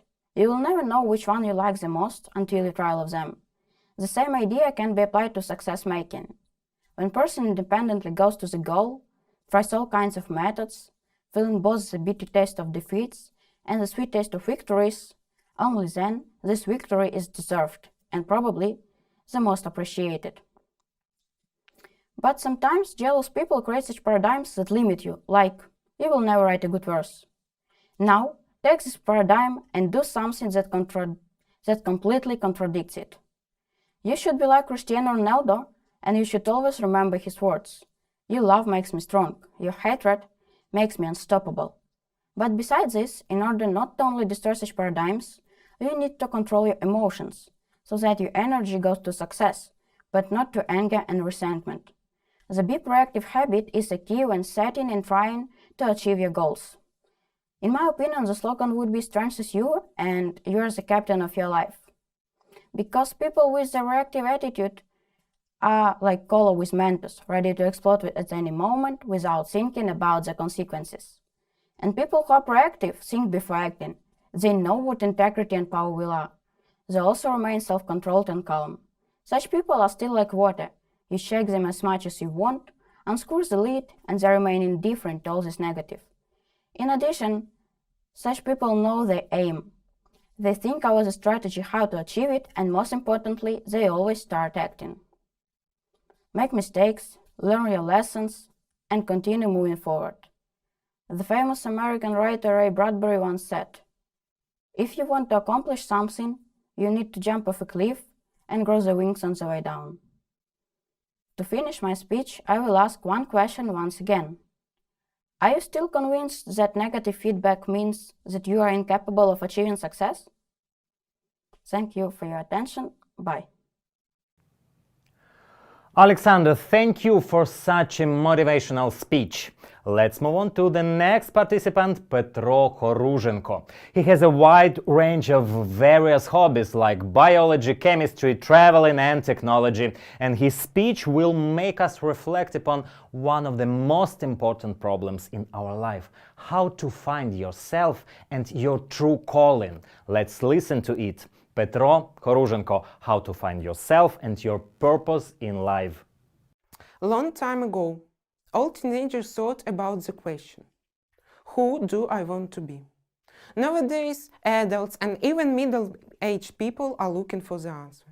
But why is it such a challenge? Why do only several people understand who they want to be early in their life? My name is Peter, and believe me or not, I'm here because recently I've started mulling over the question, who do I want to be, myself. First of all, I want to start with my story. When I was 7 years old, I realized that I love math, and I wanted to connect my life with this subject by becoming a programmer, like my father. I took some extra classes and attended different Olympiads.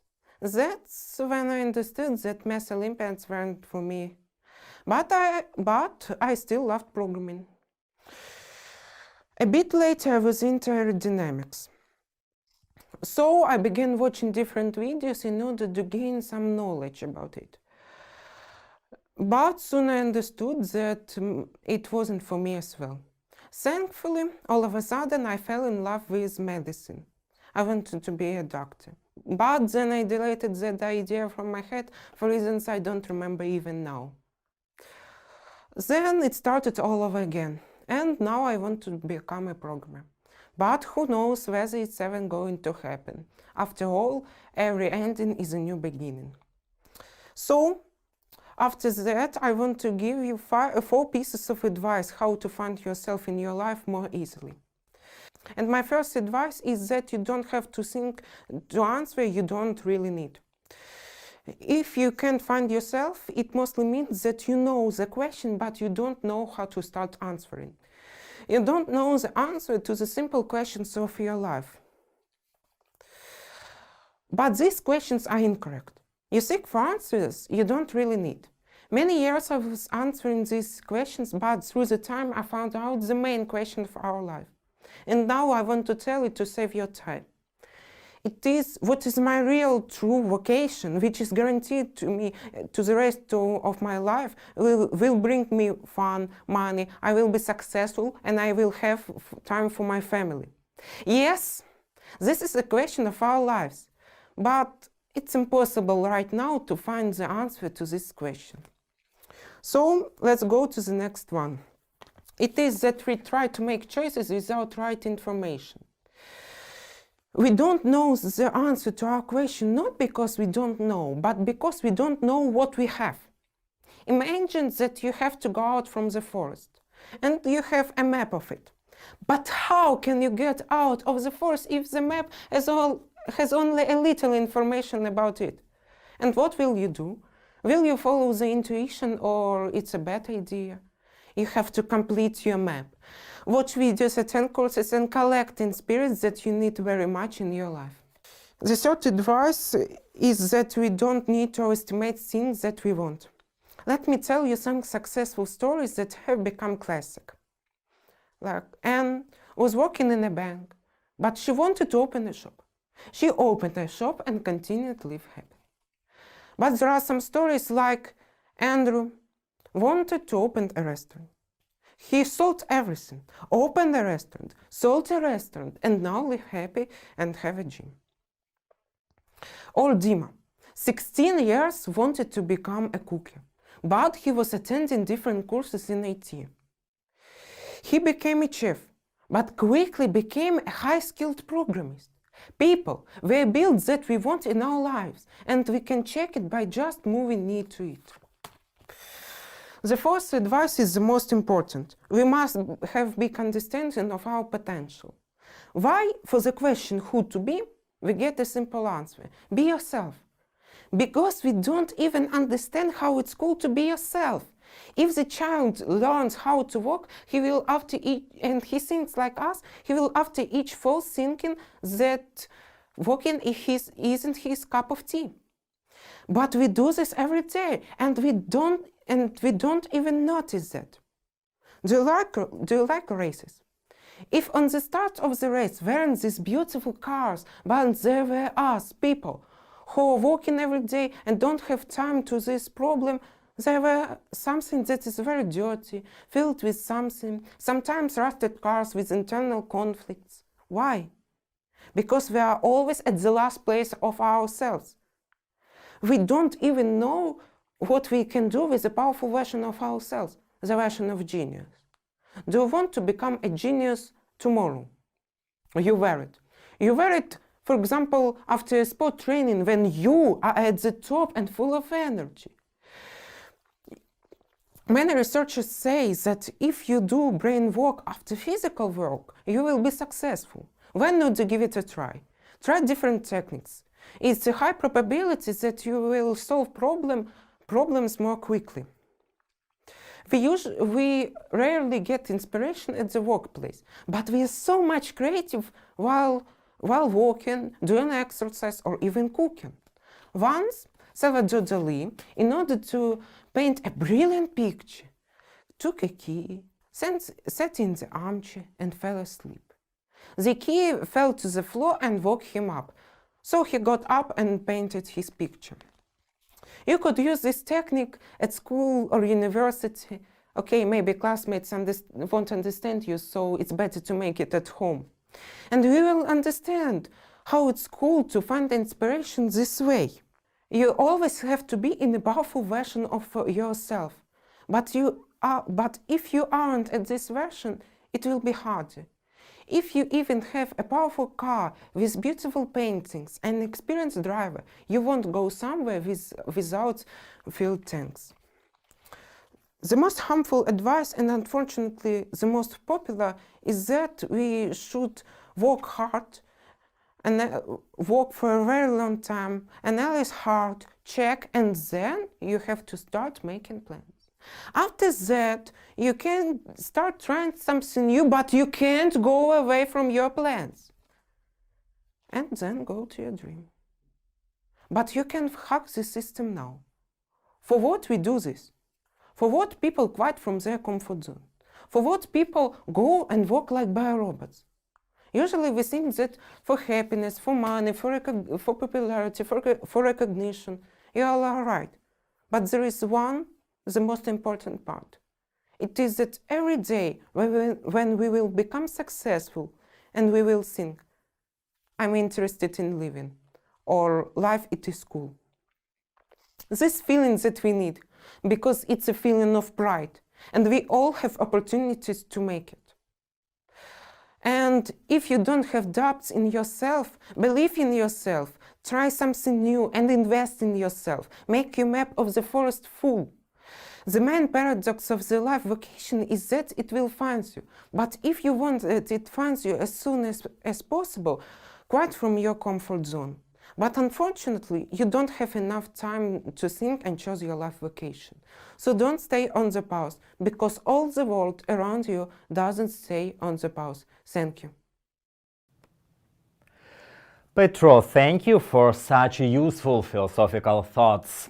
And we move on to the next participant, Victoria Kashtanova. The best word to describe her is a perfectionist. Vika is ready to work hard and put her soul into everything she's interested in. Thanks to that, she has already won a number of scientific competitions and Olympiads. She wants to try a lot of things in life, from live abroad to jump with the parachute. She dedicated her speech to how one can acquire the right attitude to food and avoid the dangerous methods of losing weight. Victoria Kashtanova, eating disorders, to eat or not to eat. Today I'm here to admit what I was ashamed of since my childhood. I'm finally ready to talk about it. But first, man, it's probably light false or just not your size of clothes, but you're really chubby. And you, my dear, your cheeks are so fluffy. I like to tease them all day. You remind me of my hamster. And you, it's honestly just my friendly advice, but never wear jeans again. Your size seems to be fat in them.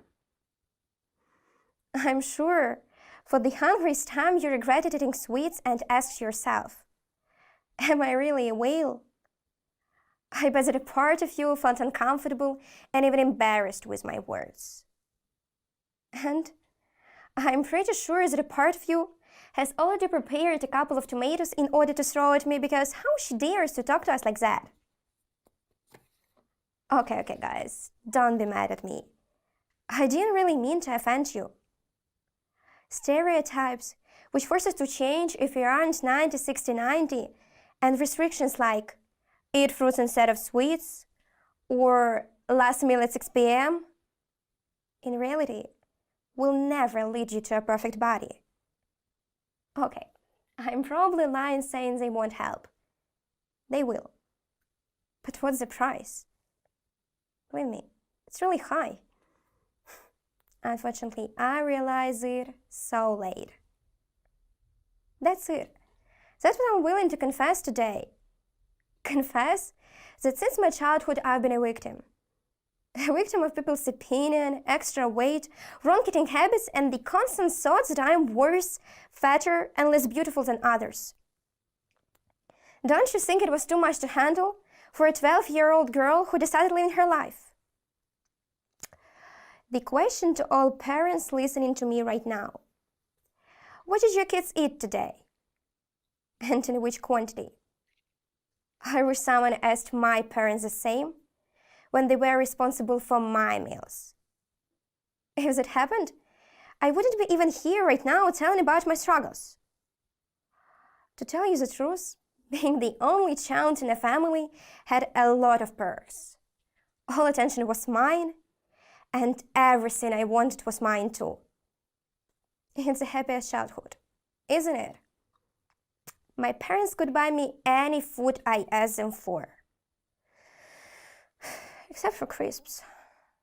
It was too much even for them. Sounds pretty normal. In fact, I got a pile of wrong eating habits. I should have eaten everything to the last crumb and got up from the table just with an empty plate. What is more, sweets after each meal were a ritual to praise me for eating till the end. I couldn't miss it. I don't want to blame my parents for that, but in reality, that's their fault that my relationship with food became so close and even obsessive. I haven't even thought I was overweight up to 12. After the one situation that happened to me when I attended table tennis classes. Once, when my coach was showing me an exercise, he touched my belly as a hint to abandon it. It was so embarrassing. It made me check out my reflection in the mirror. My stomach bulged, my sides were big, second cheeks said hello to everybody. And cheeks were really fluffy, just like hamsters. Probably they were cute, so I did nothing. I started visiting dance classes at school. Our teachers there never praised me. I said not because I was a bad dancer, but because I was a little bit fat in comparison with other girls. The final straw of the medical examination was the doctor's verdict. You must lose 5 kilos. Not the best words for girls, right? Since then, the thought that I should be thinner possessed my mind, and I started searching for advice on. That's how I decided to follow doctor's advice. Right now, it sounds like nonsense, but then I believed in it. Actually, the first time in my life I'm happy that I'm lazy and have no willpower, because I forgot about that idea just in a day. Then, exclusion of sweets was the best idea. I set up a punishment for breaking the rule of not eating candy, a couple of easy exercises like squatting or push-ups. How long it lasted? Sport isn't mine. Besides, my father also tried to lose weight, so he considered himself as a fitness trainer, thus decided to write me a meal plan. Sorry, not a meal plan, but a health plan, especially when I got used to sandwiches with sweet tea. And Undoubtedly, it lasted just 2 days. My parents love me, but sometimes their small jokes about my cheeks, hints that I've already eaten enough, and so-called advice to eat less sweets hurt me more. How could I stop eating if that was everything that made me happy? I ate when I was bored or upset. Food was something that always raised my mood. Thankfully, such friendly relationship with food lasted just till the end of the 7th grade. I had the whole summer ahead. Of course, first attempts had no effect. I just started having workouts again, not to overeat, but still was in love with food. I was standing in front of the mirror patting my belly. My dear friend, you will be with me forever. Actually, I didn't want it to be the truth. I found a way that, according to the internet and Instagram bloggers, was the most helpful. It's counting calories. The best and, in the meantime, the worst decision of my life that led me to the pit called eating disorders. Let's find out why. Thanks to counting calories and so-called workouts, I really lost weight. It took about 2 months, but I was ready to go to school at the best version of myself. However, this period was the most complicated in my life because of constant fight with my habits, my preferences, and my own body. I became addicted. Addicted to the numbers on scales and amount of calories I could eat this day. It's just a stupid myth, but I really followed it and tried to eat as less as possible just to speed up the result. Thanks, I had enough brain not to reduce the amount of calories lower than 1000. Then, my hair and nails would definitely say to me, bye. The result of my 2 months counting calories journey is 50 kilos, small face, thin body, and as a bonus, fewer food. Yeah, that's right. I was afraid I would be fat again and all my work would just in vain. However, when school began, I gave up on counting calories and so-called workouts because of busy timetable. This gained a few kilos again. I look good in the same, but not for myself. I started my journey again, lost these kilos, and a little bit later got them back. I felt so bad that I was willing to do whatever it takes just to get rid of these extra kilos. I'm not ashamed to admit it. I even wanted to do that with the help of deliberate vomiting. But thankfully, I was a coward to do that. During the whole spring quarantine, I was counting calories, I tried different ways, and the new result, I lost my periods. At first, I didn't even understand the reason, until the doctor explained to me that it happened because of my obsession with losing weight, and I could not be able to have children in the future. The consequences could be even worse. Actually, I started eating more fats for my women's health, but this sort of continuing losing weight didn't want to leave me. However, the problem wasn't in food. The problem was in my mind. Therefore, I unconsciously created my own restrictions and eating rules. I had to eat just 3 times a day and just certain food. I guess it wasn't life. It was just existence. Does anybody want the same life? Does anybody want to live in a constant fear of eating something junk and unhealthy? Does anybody want to count calories their entire life just to be skinny? I doubt that. By the way, dear parents, do you want your kids to live, suffer, and struggle like that? That's totally okay if your children aren't big fans with porridge with meat, especially after a huge bowl of soup, or that they don't want to eat at all. They are living their own lives, they're having their own needs, eating habits.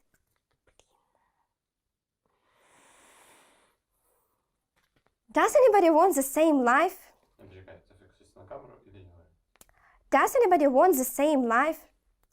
Does anybody want to live in a constant fear of eating something junk and unhealthy? Does anybody want to count calories their entire life just to be skinny? I doubt that.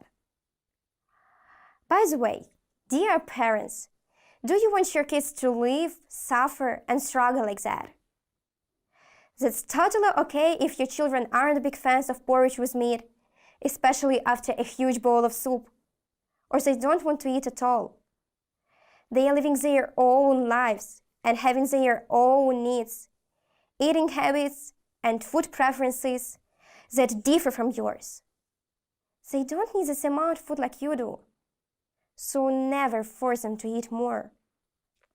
Your favorite blackmail, like you won't get sweets till you finish your meal, will lead to overeating. As a result, your excessive love will be the reason for their complexes, fears, and insecurity. I'm pretty sure that they won't say thank you for that. But what to do if you're already a victim of extra weight and have no hope for a good life? The best thing to do is to learn how to define real physical hunger from the emotional one. What does it mean? Okay, I'm definitely sure that most of you at least once in your life had a moment like that. You're talking to your teacher or boss about an important project, or having fun with a group of your friends, or just simply standing near the person you like and... That's it. That's physical hunger. However, in some cases, it still can be confused with the emotional hunger, an impulsive desire to eat something. Imagine, you had a meal and satisfied your hunger. You went to the supermarket and you saw your favorite ice cream that you haven't eaten for a long time. You remember eating it with your dog when you were a kid, so you bought and ate it without real hunger. Of course, nothing but happened, and that was all just in memory of Teddy, but still, if you do that regularly, it can become a real problem. Try not to eat immediately. Wait 15-20 minutes. If you aren't hungry anymore, it was just the emotional hunger. Feel your body and listen to its needs. Forget about losing weight. I know it sounds weird, but it's the right thing to do. When you don't set yourself a goal to lose weight and just simply follow your body's demands, you unconsciously become thinner. What's this? Actually, it's conscious nutrition. What does it mean? It's pretty simple. It's a way of life when you consciously choose natural, full of vitamins and healthy nutritious food instead of food with huge amount of sugar and palm oil. You should realize that your body isn't a rubbish bin, but a precious thing that should be protected and treated like a diamond. It doesn't require you to forget about fat burgers or sweet cakes. And of course, you shouldn't eat just fruits and vegetables. You can give your body what it truly needs. How you benefit? You get a meal plan according to your real biological needs. Your hormones are okay, excess fluid and cellulite go away, and your skin becomes better. Conscious nutrition is all about a harmony with your body and clear relationship with food. Food isn't your enemy, and it's definitely not your friend. It's not your entertainment when you're bored, not your shield when you're scared or stressed out, and of course, not your consolation when you're upset or even broken. It doesn't control your life, and it's not the best thing you have. It's just a tool that we need to use in order to survive. In a nutshell, it would be a lie to say that I completely get rid of all restrictions and prejudice about my appearance. I still have days when I don't like my body, but I also have ones when I adore and love it. Follow me. I promise it would be a complicated and rough journey, but still worth it. It will help you to understand one little thing and remember it till your final breath. You're special. Yeah, you and even you. There is nobody like you on this entire planet. So don't spoil this uniqueness pretending to be someone else. You shouldn't change, lose weight, become thinner for someone or because of someone. You all have your own choice, and do all this stuff just for yourself. Your life doesn't depend on food, calories, and numbers on scale. It doesn't matter if you weigh 150 or 70 kilos. The main point is how you feel. I want to live a meaningful, bright, amazing, and the main point, free life. Don't you want the same? Thank you. Thank you, Victoria. It is a truly important topic, especially nowadays. And our next speaker, Vitalina Ishchenko, is a responsible and calm person. She likes learning languages, philosophy, biology, and all the things that helps to improve. She believes in dreams and in people, and also cares about the future of animal world. She is convinced that nature suffers a lot because of humans, and it has to be stopped. In fact, Vitalina highlights this problem in her speech. Let's watch Vitalina Ishchenko. How can we stop violence against animals? Clap in your hand if you have a pet. Clap if you love your pet. Clap if you have ever been violent to a pet. I see the last issue and it's time to decide, but come on guys, just fancy it's 6 a.m. and you want to sleep, but that annoying creature wants to eat or to play with you. Do you really mean to say that you have never thrown anything into your pet? Well, alright, let's sing the double of you. Probably you have never thought that there are 3 types of violence against animals. My dad is a vet and most of my free time I spend in the village, so I have a lot of contacts with animals. I really love them and I care about their future. I do believe that as a human, it's my obligation to care about them. Every day we hear, be a human, even more often than we eat. But what does it mean to be a human? Ancient Greek considered people the most perfect and complete creations of nature. Well, they were right, as it took 1,000 years for evolution to create us. We have consciousness, which differs us from animals, but some people misunderstand this idea. There are 2 extremes. The first is when people are like, oh, I'm too intelligent to think about that. My life has been given to me just to think and stay alive, so why should I be worried about this stuff? Why should I be worried about this stuff? And the second is, we are like animals since we have animals' instincts.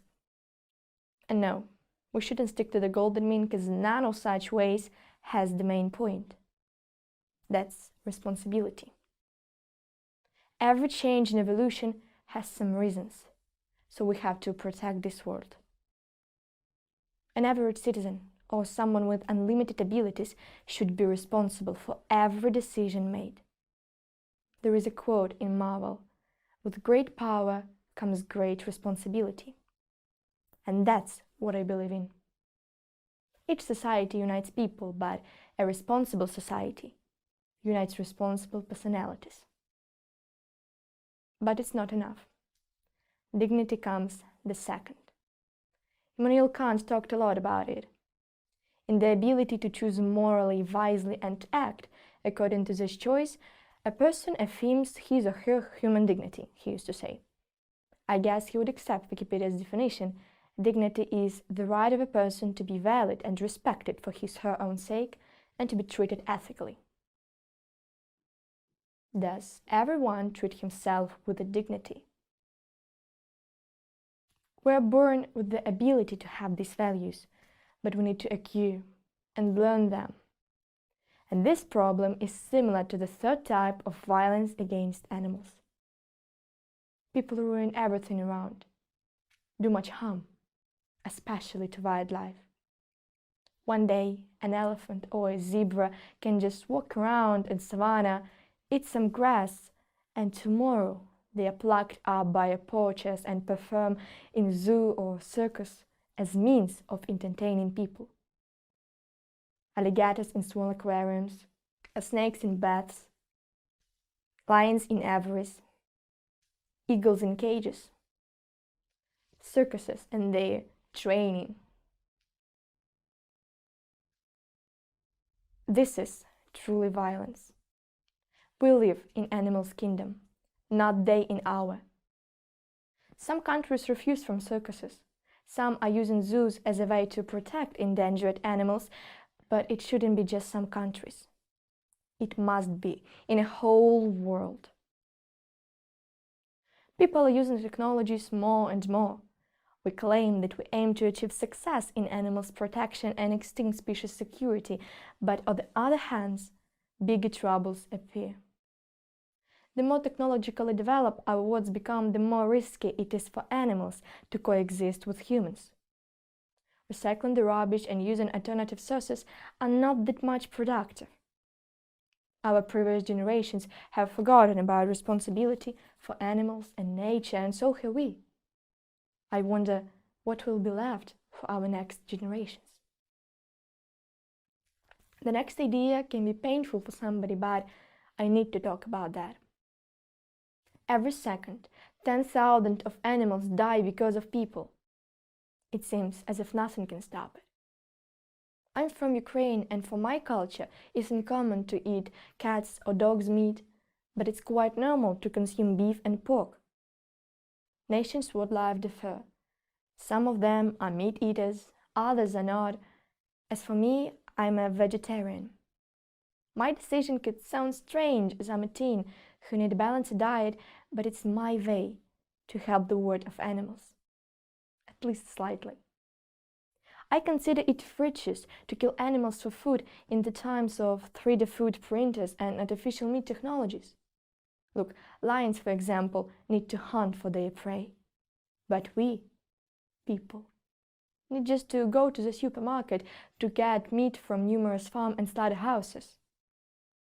It's looked like a perfectly designed serial murder. Isn't it violence?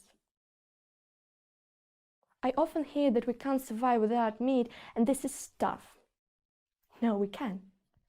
A lot of nutritionists say that we can completely replace meat with legumes without damaging our health. Believe me, it tastes the same. Everything is in our mind, and responsibility should come first. Animals farm need much more sources than plant fields.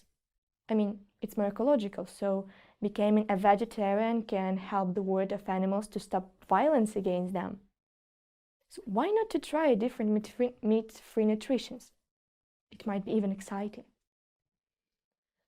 And the first one, the main problem and the most dangerous type, because it's not in general, but individual. I have some experience in this area. In my aunt's village, there is a warehouse, and last year one man decided that he doesn't need his dogs anymore. And what did he do?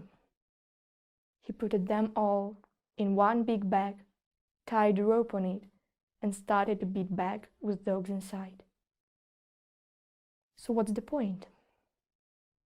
Everybody knew. Everyone knew where he lives, where he goes, on holiday, when he works, but everyone did nothing. Well, one of the dogs died, the second went blind, and the third still got that warehouse. When I found it out, I could hardly believe it. All in a beaten state, indifferent. Being drawn, the man became aggressive and always warned the dogs about killing them. If people who heard those threats called the police at time, the dogs would have been healthy and at least alive. That's the point. Everything can be prevented, so the worst thing is to stay inactive. All in all, both animals and nature suffer from us. We are killing wildlife and animals for food. We are violent to everything around, and we are fully aware of it. We have forgotten that we are humans, omnipotent creatures, and we are responsible for our little brothers. And we know it quite well, but no one feels guilty. Some scientists say that only 300 years are left for us to exist. Others are sure that 2,000 years are ahead, but I'm here to say you, it matters much more how we live this time. with love and respect to our pets and endangered animals, with awareness of what we do and eat? Will we remain indifferent and inactive, or on the opposite, generous and kind-hearted? These ideas are so exempt and simple to follow. I just wanted to remind everyone who we are and how our actions influence everything on Earth, especially animals' world. That's my point. Thank you for listening. Thank you, Vitalina, for addressing such an important social topic. Our planet is our common home, and we have to make sure that all of its inhabitants, both animals and people, are comfortable. And our conference will be concluded by Volodymyr Dolgopyatov. He considers honesty, intelligence, and motivation to be his chief values. He is interested in physics and math. He plays football and became the team captain of the bronze medalist of Ukrainian Cup in futsal. In the future, he wants to become an entrepreneur, and his speech is devoted to a global problem of ageism, which is discrimination based on age. Volodymyr Dolgopyatov, ageism, age a qualifier or a stereotype? It is usually said that we need about 5 seconds to make the first impression. And there is no second chance to make the first impression. A lot of books and videos tell us how to do this right. But unfortunately, there are some unconscious barriers that may be overcome trying to fix especially them. So, think of the last acquaintance you had.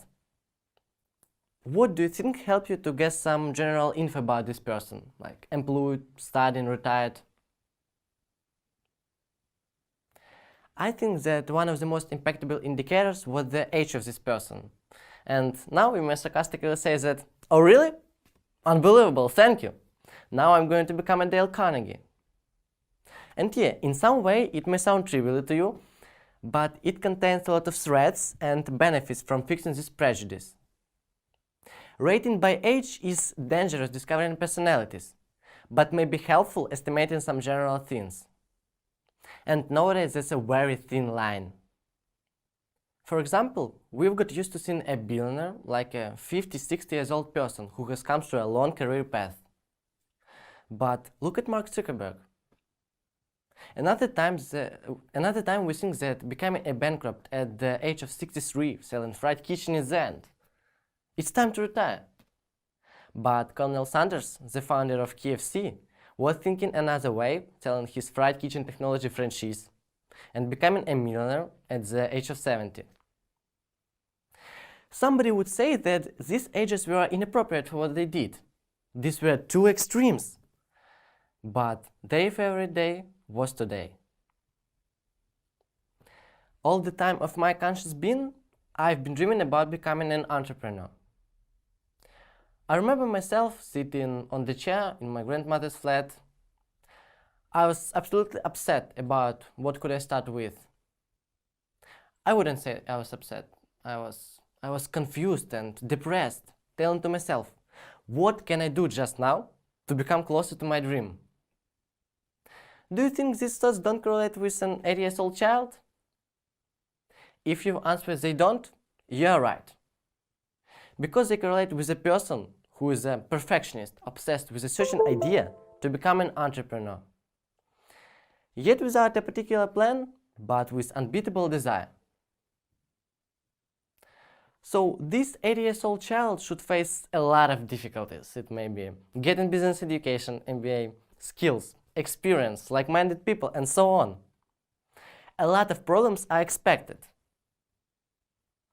So, I started to get as much information as possible, reading books, passing courses, and taking part in business programs and projects. I thought that was the time to try something.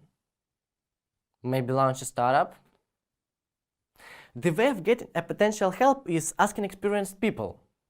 You may be warned by a lot of threats. That's the brilliant way. Not without personal mistakes, but tips will most likely help you. And the most popular answer you are given is like, listen boy, you're not at that age to do this. You'll get to know how to do this as you'll get older. At your age you should. Your age is inappropriate for what you want to do. In those cases, I realized that people rated me, relating my personal qualities to my age. For a long time, I couldn't define what's the problem I faced. Sounds like a heroic poem, isn't it? So we know the hero, but who is the evil? Do you know that feeling when you can't determine something but can realize it? And when somebody does it instead of you, you are just looking at this person with bulging eyes, like he or she just got it near you. And my friend pointed me to my problem. And I'm going to fight ageism. Ageism is the discrimination of a person on the basis of his or her age. It's desire to cooperate only with a certain group of people. Stereotypes allow quick social perception. They require little efforts. So when a person has a negative attitude towards older people and at the same time has elderly friend, loved one or relative, it pushes him to create a subcategory for friend or relative. This helps to combine best of both worlds. They do not contradict in case of elderly man and relative, and maintain a stereotype towards older people as a group. I think that this discrimination may be caused by some factors. The first one is appearance. We usually correlate the age of a person and how he or she looks. So, for example, if I say an 80 years old grandpa, you imagine a person about 1.6 meters height, 70 kilograms, leisurely, and truly that's not bad to estimate. But almost nobody stops there. Then it comes to rating a character, principles, values, and so on. And that may be really unrespectable. The second one is experience. We've got used to matching the experience of a person and the age. There is an interesting hypothesis of spending 10,000 hours doing what you are passionate about. Some time ago, it took so much time to reach this indicator. But nowadays, there are a lot of people who are so crazy and passionate about their idea that they can reach this indicator in a short term. For example, 5-7 years. Let's estimate. There is a child who is passionate about football. He is 5 years old and he trains every day for 3 hours. Therefore, he will reach his 10,000 hours in 10 years, when he would be 15 years old. That is why even a teenager may have better experience than an adult. But I should mention that the quality of experience may provide the main value. And I think the third factor may be awareness. Being conscious means having great values, principles, and desires. We usually correlate the elderly person with the wisdom. But I think that self-recognition depends on used instruments, which nowadays are available for almost everybody, and experience. We can see more manifestations of ageism in spheres like employment, healthcare, laws, getting some social status, some interviews for getting job, and conversations. So, it's hard for older people to be attractive. The elderly aren't treated well, and it's hard for people of the age and beginners to get a job. We can tease that ageism has significant effect in two specific sectors. It's employment and healthcare. But there are very interesting cases in Hollywood. Ageism in Hollywood, especially when it comes to the women, is at least proven by the way Yas is celebrated in the media, and how there are only few jobs for older actresses. The way how Yas is celebrated has direct bearing on the way older women are represented in the media. By the way, we can usually hear that older people are worthy of excessive respect, though that's the nonsense. And the person can only achieve this with his or her own actions and words. And the argument, listen to me, I'm older, is obsolete. Everybody needs to be respected regardless of the age. There are a lot of stereotypes imposed on older people. Indeed, The term old is often used to humiliate another person, using phrases like old fool and so on. Those who use such expressions naturally don't consider themselves to be in this age group. They believe that older people follow proven paths and incapable of accepting new ideas. Ageism can be met simply when looking for a job. For example, when employers require employees under 35, believing that at 36 they'll no longer be able to work.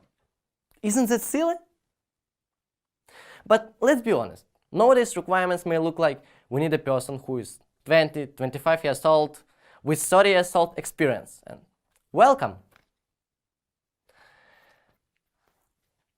2006-2007 poll by Children's Rights Union and National Children's Bureau surveyed about 4,060 children and young people if they were treated unfairly based on various criteria like age, race, gender, age, sexual orientation, and so on.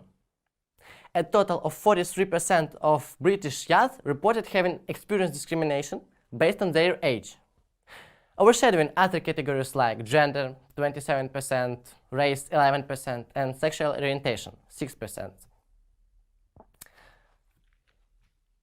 How many times did you catch yourself thinking about correlating between the decision you want to make and your age? Okay, I want to, but stop.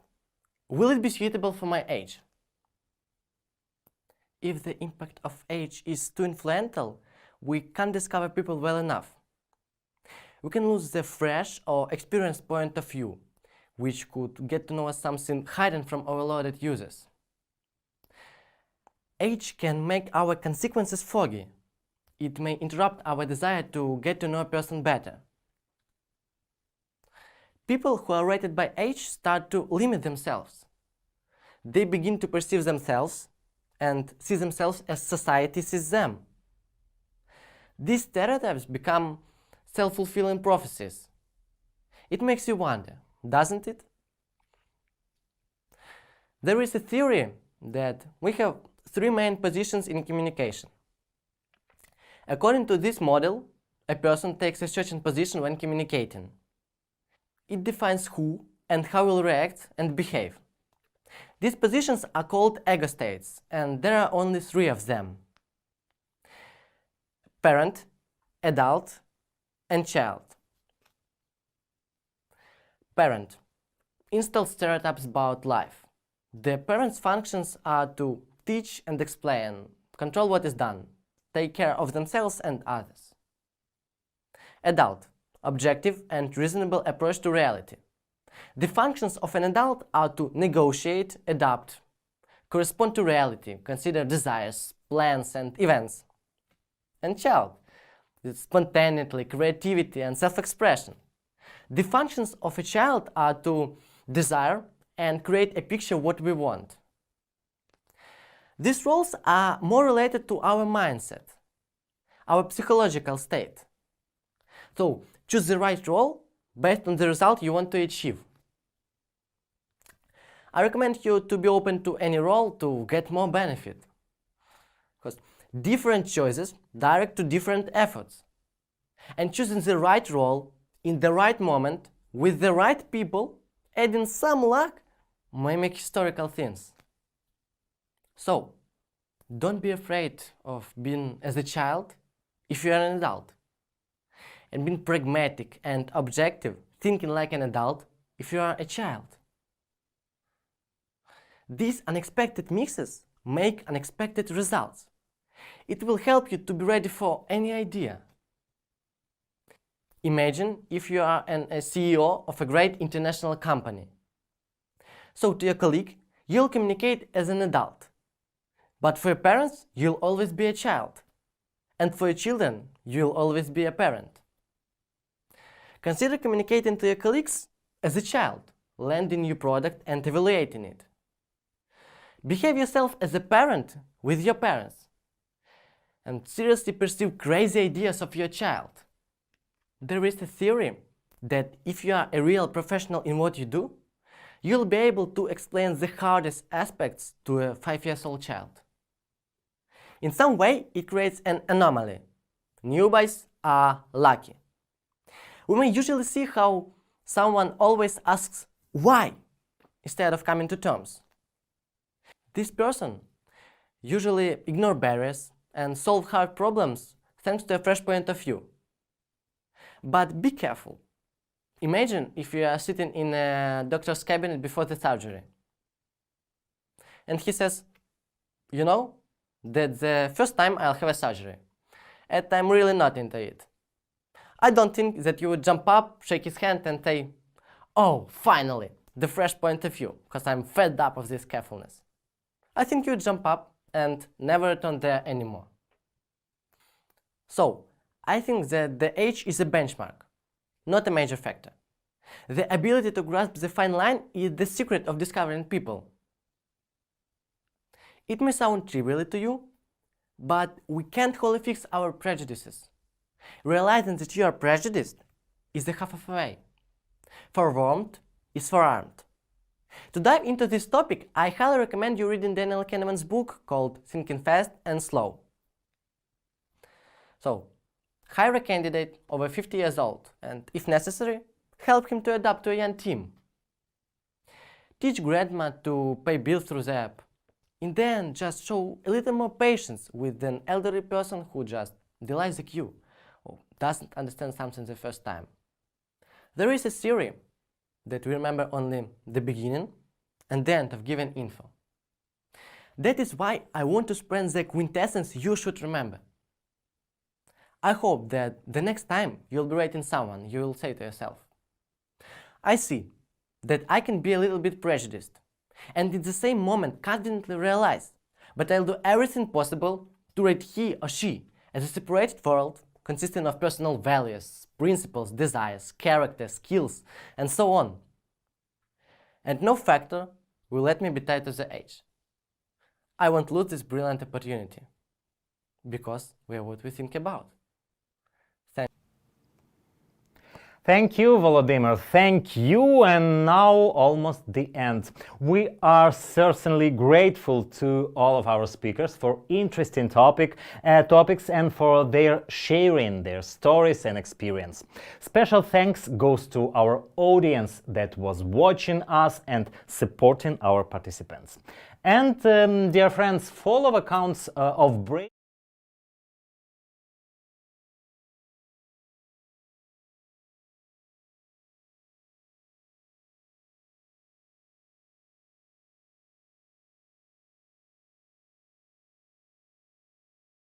of the new TED Club group, so we recommend you to join it. And finally, I have to fulfill the pleasant mission and draw prizes among the most active watchers. So the winners are Anna Yeredenko, Lisa Ryabchuk and Victoria Horobets. Congratulations for our winners. Please leave your Instagram accounts and phone numbers so that we can contact you and give you the prizes. But to be honest, I'm ready to give all prizes and to send all my best words and best wishes to Tatiana Artushevskaya and all other great members of the best team of Junior Academy of Science.